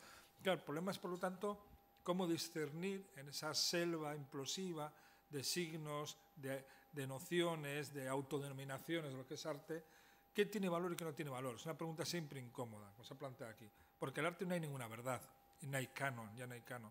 Por lo tanto, el arte se valora y se mide en un entorno, en un sistema red, como ha planteado Jens, que interviene el mercado con las galerías, marchantes, la interpretación, el análisis, la crítica, revistas especializadas, etc. Pero también los museos como instituciones que jerarquizan, valoran, dan visibilidad, dan valor a aquello que merece ser rescatado, preservado para el futuro o no, y lo que no, lo que queda fuera de esa acción. Por lo tanto, es un entorno complejo, una red compleja de intereses e interacciones en la que una especie de sujeto colectivo difuso dentro de esa red determina las visibilidades y las comprensiones del arte que merece la pena ser tenido en cuenta, o aquello que merece la etiqueta verdadera de arte contemporáneo, y lo demás es otra cosa. Yo creo que es una cuestión polémica. En última instancia, siempre hay un acercamiento singularizado para cada obra, o para cada texto, para cada escrito. No puede haber, más allá de algunas tendencias que intentan agruparse, lo que prima es una noción discursiva, un giro lingüístico, un giro conceptual de aquello que consideramos arte. Y parece que en esas casillas hay que ir introduciendo en función de qué competencias. Recordad, hace unos años, no por casualidad, el Guggenheim, Nueva York, compra toda una colección de Minimal, y de repente el Minimal en la escena internacional adquiere un valor como tendencia, en mi opinión, sobrevaloradísimo. ¿Por qué? Tiene las propiedades del Minimal, un arte literal, un arte que provoca una especie de lectura al espacio, una fenología genuina. ¿Tiene tanto valor para ser casi como la epítome, la etiqueta del arte contemporáneo? Yo creo que no, es una operación de mercado, de museo, de galerías, de crítica, pero esta es una discusión permanente. Por lo tanto, la denominación de arte contemporáneo es polémica. Arte moderno nos ponemos más de acuerdo, arte clásico, porque todavía hay convenciones que definen, organizan eso que entendemos por arte clásico y arte moderno. Pero el arte actual es un arte sin normas, sin fronteras, sin categorías estéticas que puedan sancionar y validar. Y eso hace que el esfuerzo discursivo e interpretativo crezca. Hoy en día es indispensable el texto del catálogo, la lectura crítica para acceder a la comprensión o al diálogo con algunas obras. Pero eso es un drama. Os digo, es un problema. Eso es un drama. Es un problema porque... el arte ya no habla en su propio idioma, tiene que ser siempre perpetuamente traducido, justificado, y encima son, claro, ese sistema del arte. Quiere decir, ahora cuando se pregunta, ¿y qué es arte y qué no es arte? ¿Qué es arte que vale y cuál no? Pues lo que te diga el circuito del poder. Ya está clarísimo. Está clarísimo. Y te vas a tener unos tochos de explicación, a veces imágenes absolutamente inanes, que cuando las ves, claro, con una explicación, al final dices, ah, vale, bueno, pero entonces, ¿cuál es el arte? La explicación, muchas veces, ¿no? Hemos caído en esto. Esto está basado en el arte conceptual, pero el arte conceptual no era eso.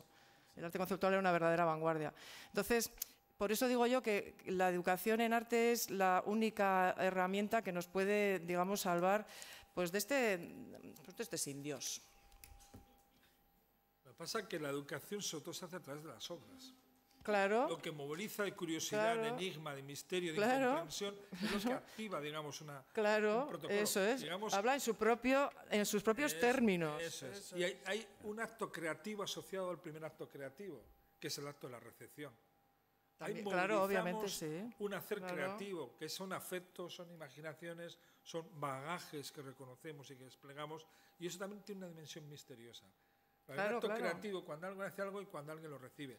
Y en esa acción, ese bucle permanente, la noción, el enriquecimiento, lo que uno aporta, lo que aportan las obras de arte es donde uno encuentra una educación. Pero tampoco hay una formalización excesiva. Pero como estamos monitorizados y lo único que tenemos que ver en esa obra es lo que nos explica la señorita o el chico de turno de cada obra, que es lo que tenemos que entender, porque la gente va allí y dice, ¿y esto? Entonces le explican, entonces, que eso es proyectar. Eso es proyectar. Una cosa es facilitar una entrada y otra cosa es explicarlo. El pensamiento racional y nuestra sociedad, tal y como la hemos creado, se basa en lo que es útil, en lo que puedo aprovechar, y estamos ciegos con ese tema. Entonces, claro, tiende a la literalidad, es literal. El pensamiento, digamos, el conocimiento empírico es literal porque es lo suyo.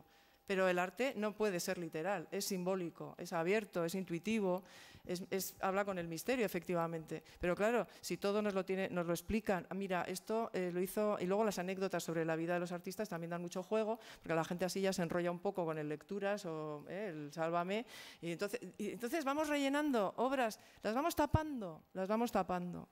Unas pueden ser más valiosas y otras no, pero como no sabemos si son o no. Había una segunda pregunta. Vale. Quiero hacer un interciso sobre debate que acabáis de abrir. Y tú dijiste, no recuerdo tu nombre, perdón, que hablaste sobre que el valor de las obras o no pues está presente dependiendo de las opiniones que salen a través de museos, de obras de arte, de críticos y tal. Y yo creo que ese es uno de los principales problemas del arte, que nosotros como artistas o como gente que disfruta del arte funciona mucho a través de estas críticas porque es lo que nos imponen. Y creo que es uno de los problemas principales del arte porque nos cierra y está cerrando la puerta a muchísimos tipos de arte, a nuevos movimientos, a un montón de proyectos que están siendo totalmente vetados simplemente porque no son apoyados y porque seguimos los moldes que estas revistas y estos museos están imponiendo. Y yo creo, es que me apunté ahí cosillas, pues yo creo que desde mi punto de vista deja mucho que desear en este aspecto, que estamos perdiendo un montón de nuevas vertientes y nuevas obras. Y nada, es mi opinión. Eso. ¿A quién te referías? ¿A él? Sí. Bueno, puede hablar cualquiera. Sí, bueno, yo ya he dicho antes que hay... Pero eso afortunadamente no elimina, no limita las posibilidades de acercamiento intuitivo directo al arte. Es decir, que hay un sistema red, un mainstream, que ya es local y global al mismo tiempo. El sistema de bienales, las grandes instituciones museísticas, es decir, eso que llama la gran institución arte, que está conectada a circuitos y a mercados de primer nivel, segundo nivel, tercer nivel, y que produce los valores dominantes de lo que es la creación, el que tiene valor, eso sabemos que es algo, en fin, problemático. Ahora, no quiere decir que ni todo lo que sale ahí no tenga valor, ni todo lo que esté fuera de ese mainstream no tiene valor. Afortunadamente hay posibilidades de acercarse a otras obras, a otras lecturas, ¿no? Entonces yo creo que este es un problema que está, en fin... Como artista, no. O sea, si no tienes visibilidad, no existes.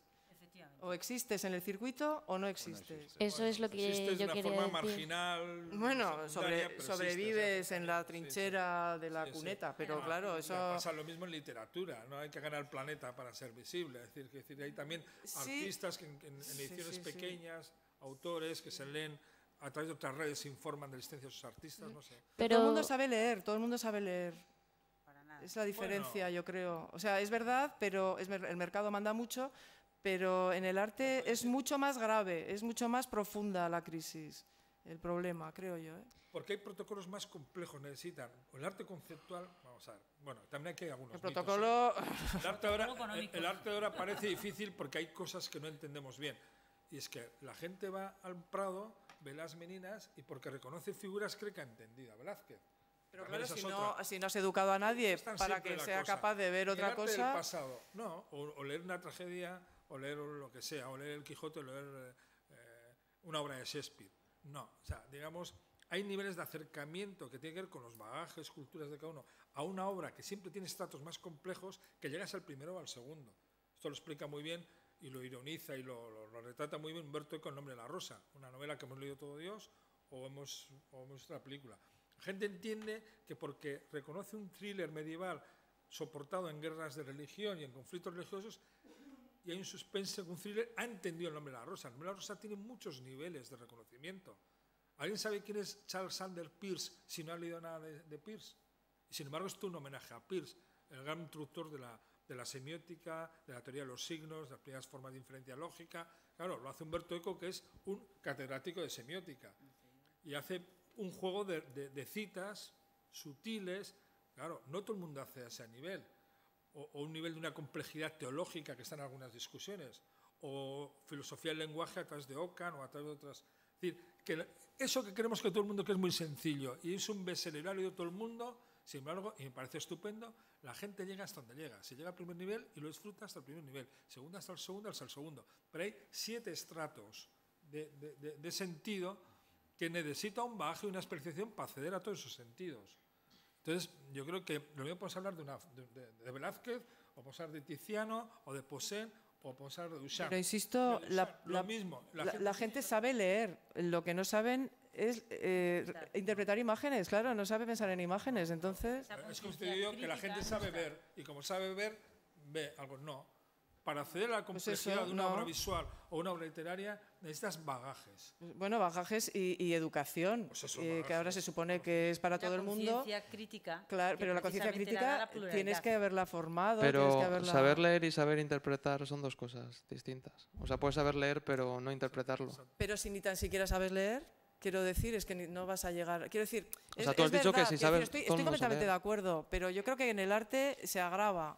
En el arte el problema se agrava todavía más porque tenemos imágenes en el bolsillo a cientos de miles en cada momento cuando queramos. Y creemos que como estamos con imágenes, pues ya está, ya vemos imágenes.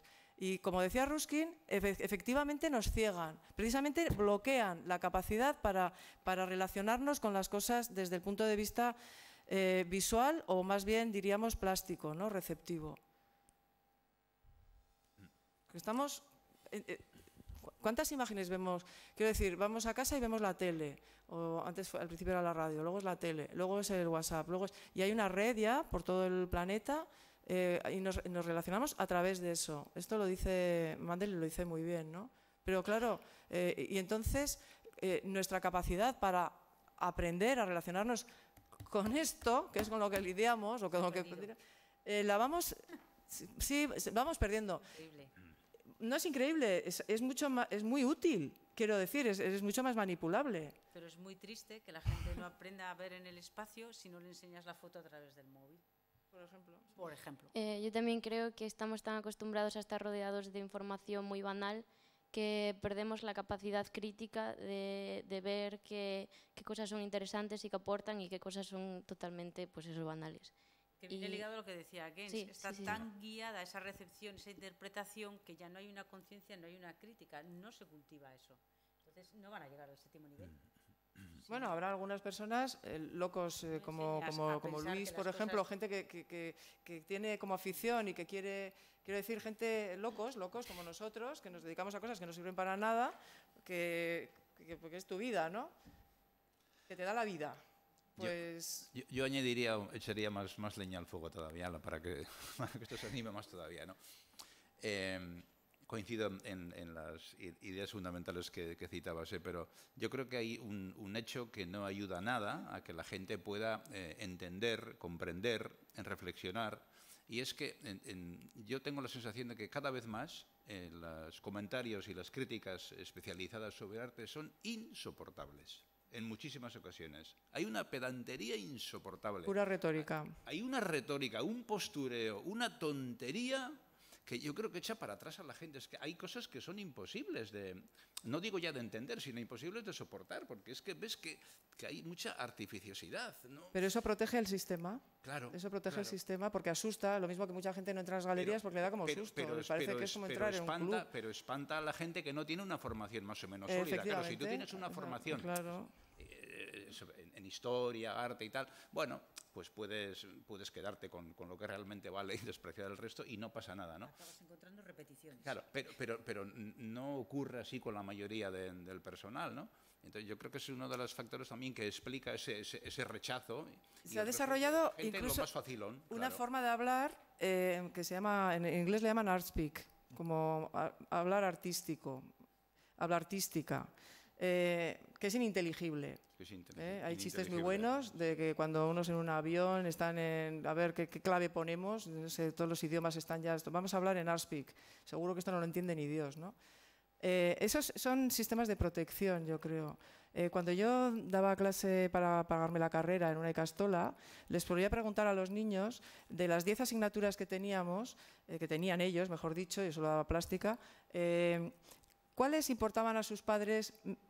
¿En qué orden importaba que suspendieran? Y siempre, de las 3 últimas eran las 3 Marías.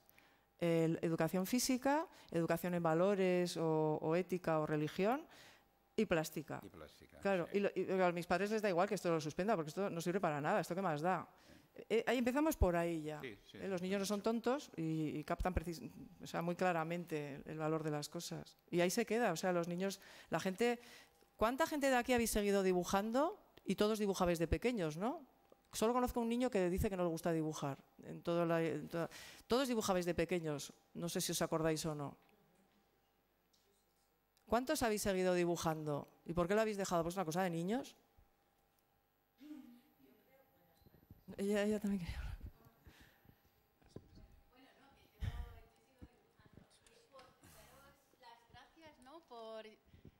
Yo creo que hay mucho material para el debate, ¿no? Y que es muy interesante. Nada más provocador que empezar un debate con esas preguntas diciendo que para nada, ¿no? Y acabarlo diciendo que para nada. Me parece ya por vuestra parte muy provocador, aparte de bastante polémico. Y me gustaría, pues sí, colaborar, no solo diciendo que sigo dibujando, sino mira, pues con una pregunta que nos remonta a lo que nos enseñan en la escuela, y es la diferencia entre por qué y para qué, ¿no?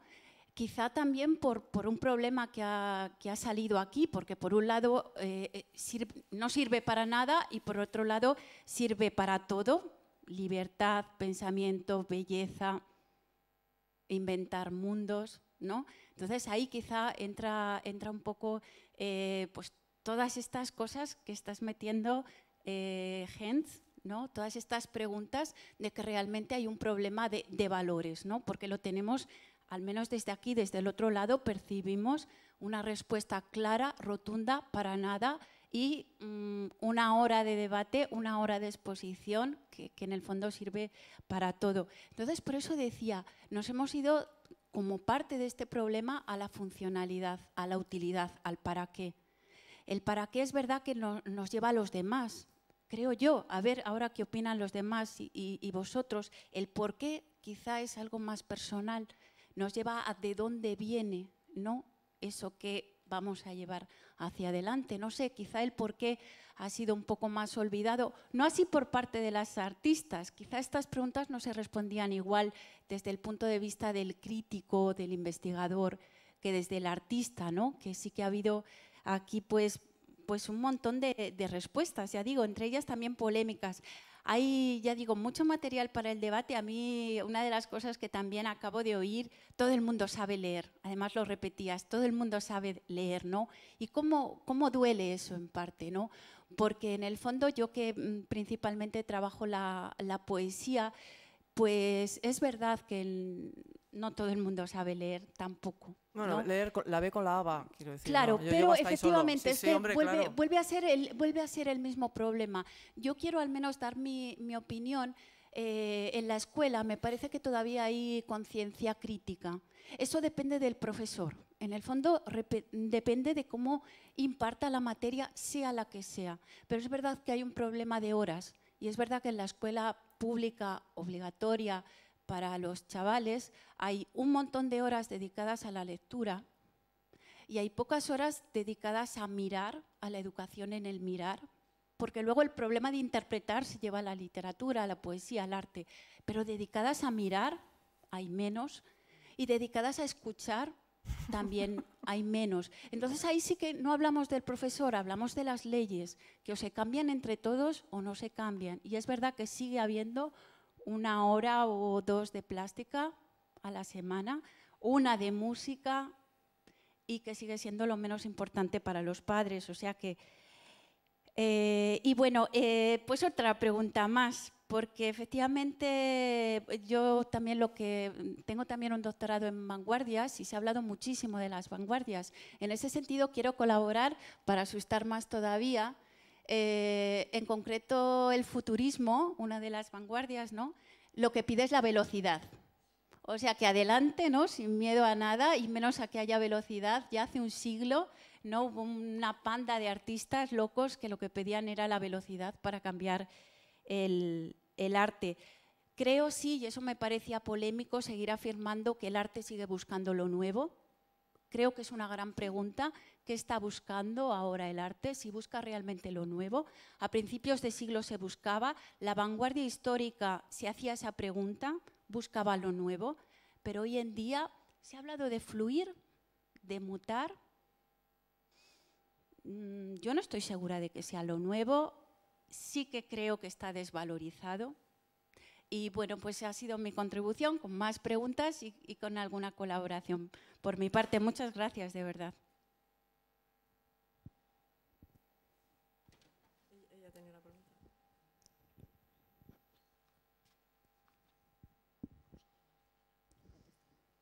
Bueno, yo quería dar mi opinión sobre el tema que antes hemos estado hablando, si el arte perdura o no, que eso me ha parecido interesante tu punto de vista, porque bueno, mi opinión, yo creo que el arte sí que perdura, lo que pasa es que no para siempre, o sea, no es eterno. Entonces, puede perdurar, pero hasta un cierto punto. ¿Hasta cuánto? Pues no se sabe. Y lo que sí que cambia es el valor, tanto para bien como para mal. Y no sé, sobre esto me gustaría que siguierais hablando porque me ha parecido interesante tu punto de vista, al cual no concuerdo. ¿El mío? Sí.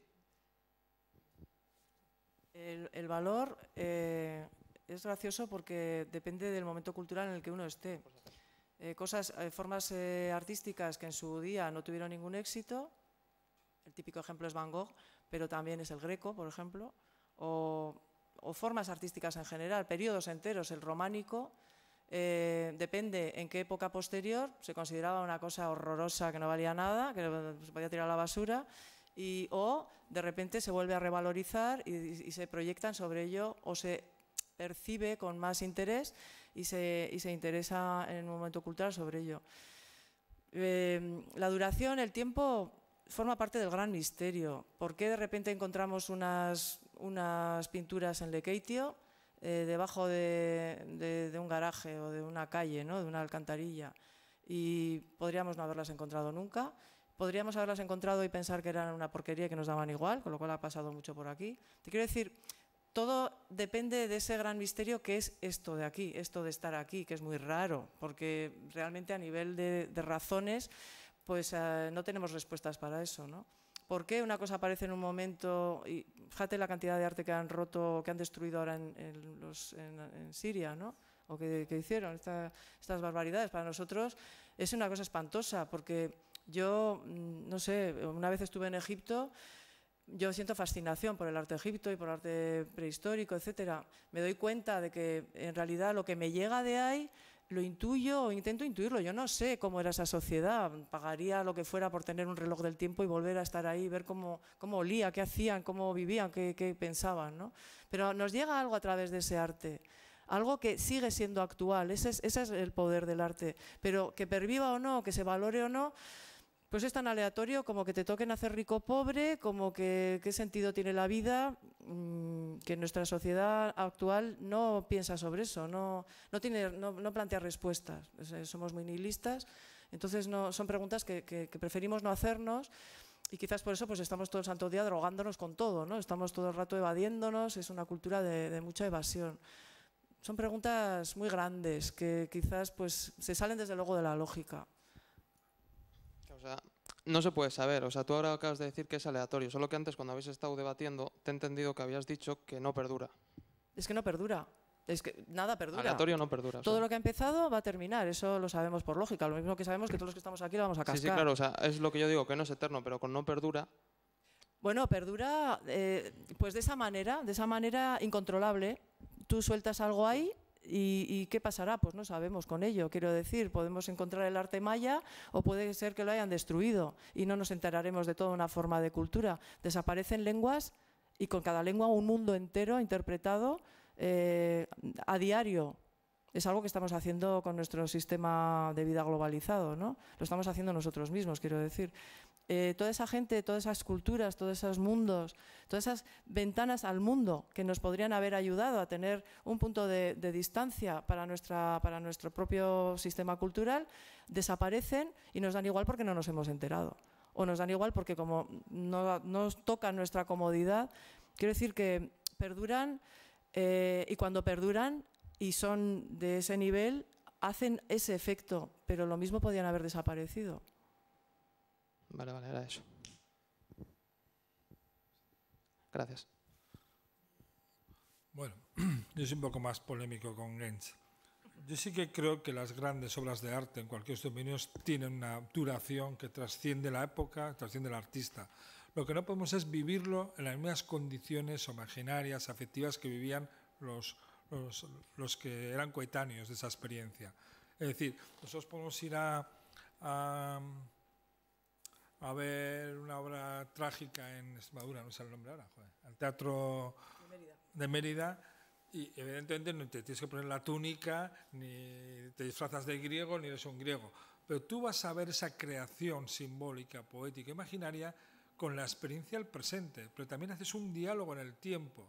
Y ese diálogo lo haces desde tu experiencia. Y no tiene por qué ser idéntica, ni te produce la misma catarsis. Pero sí hay una construcción de ciudadanía, de valor democrático de la existencia humana, de misterio, que están las tragedias. Las tragedias no dictan, no son sacerdotes los poetas, muestran a través de ejemplos, de actuaciones, de palabras, de gestos. Y eso también nos interroga nuestra experiencia. Luego hay un trasvase de un tiempo a otro.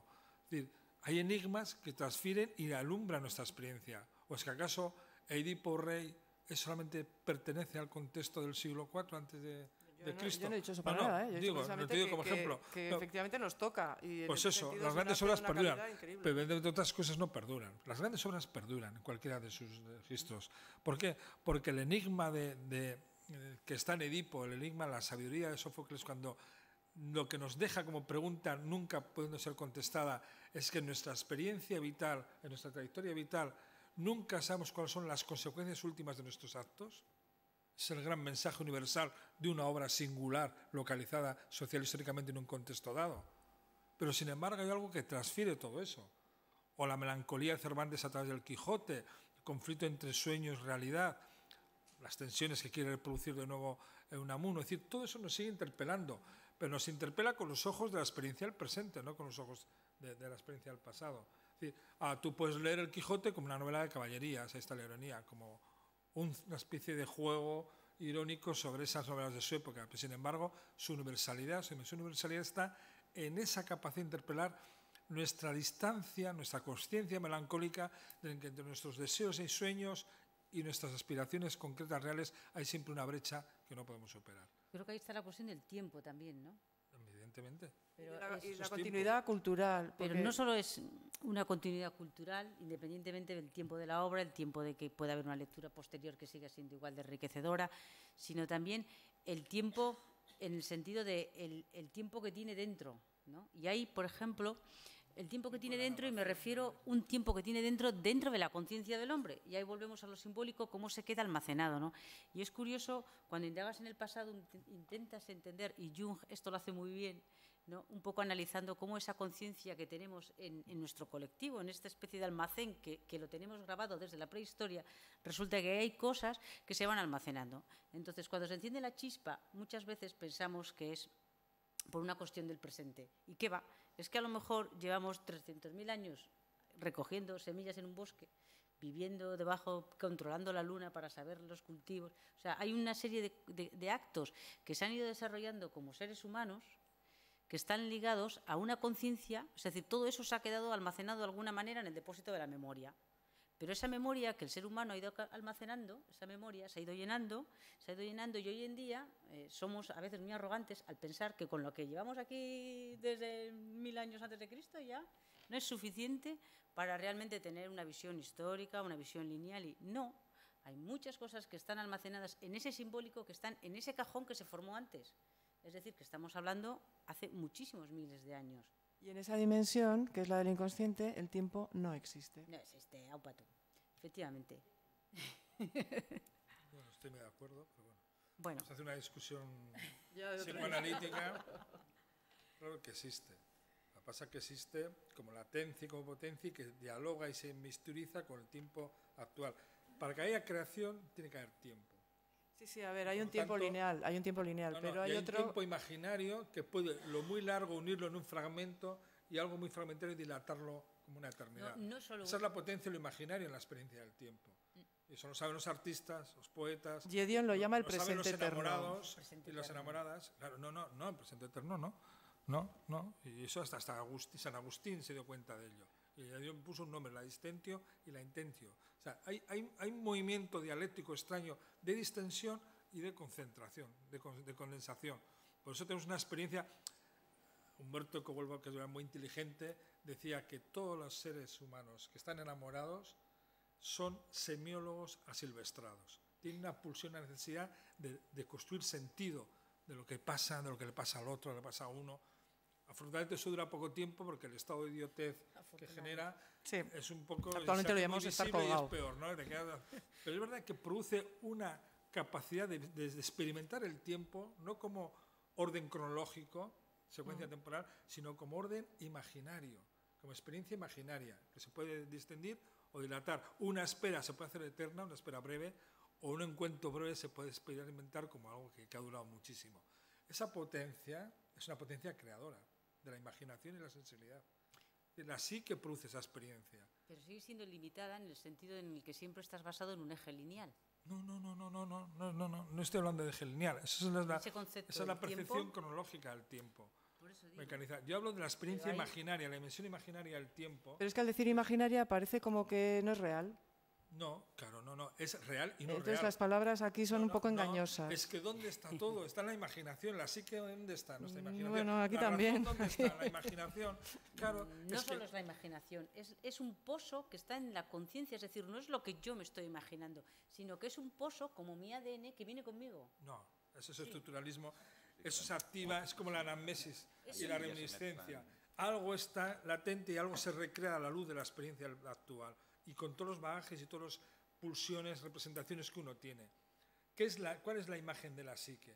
Y tú has usado la palabra, yo lo tenía en la punta y no lo había dicho. Es la idea de magma, algo que está en continuo movimiento, donde no podemos separar las diferentes dimensiones o estratos de ese magma. Está lo afectivo pulsional, está lo representativo, está lo racional y consciente, está lo inconsciente que no toma una forma definitiva. Pero al hablar de ello nos separamos. Es muy distinto experimentarlo de verdad. Que no tiene nada que ver. No, lo experimentas también con el cuerpo y con los afectos y las pulsiones. Cuando digo que es a la vez sensible, racional y no racional, es porque todo eso actúa sin distinción. Sin distinción, que uno no puede establecer categorías, ni normas, ni fronteras. Entonces, uno capta una obra de arte y la capta con todo eso movilizado, con las dimensiones más racionales, con lo no racional, con lo sensible. O sea, todo eso actúa a la vez.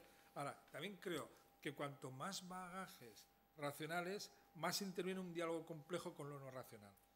Es decir, que si uno sabe de semiótica, uno sabe de música o sabe de historia de la filosofía del lenguaje, lee el nombre de la rosa y activa más elementos de interpretación, de placer y de reconocimiento que si solo sabe dos elementos de esa posibilidad. Y eso pasa con la música.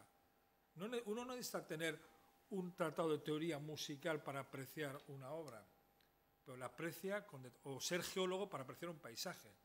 Yo leo a Julien Gracq, al gran escritor francés que murió, que era geólogo, de otras cosas, y ver sus descripciones poéticas del paisaje de su infancia o de antes o de tal, y es que es una maravilla, porque está movilizando su saber racional de geólogo y todos los estratos y los condensados en el tiempo, en la formación de ese paisaje, con toda una apropiación poética, literaria, y te puede relacionar con Proust o te puede relacionar con los surrealistas. Es decir, está condensando en una forma de experiencia múltiples niveles racionales y no racionales.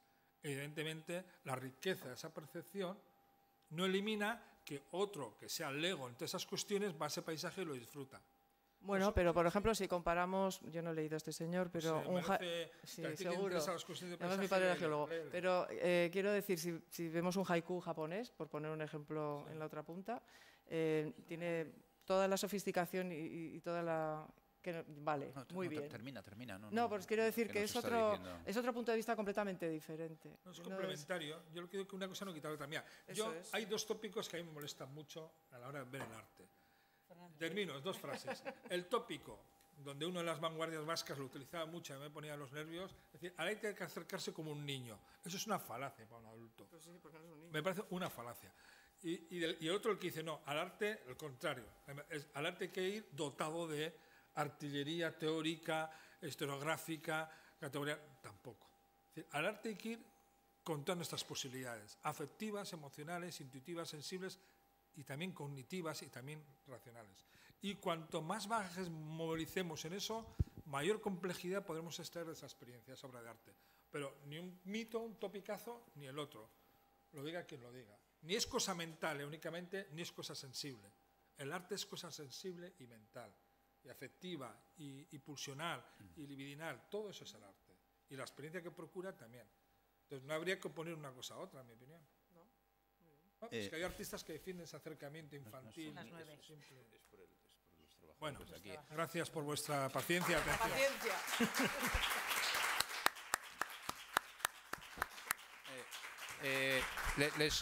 Les pido 20 segundos nada más, 20 segundos nada más.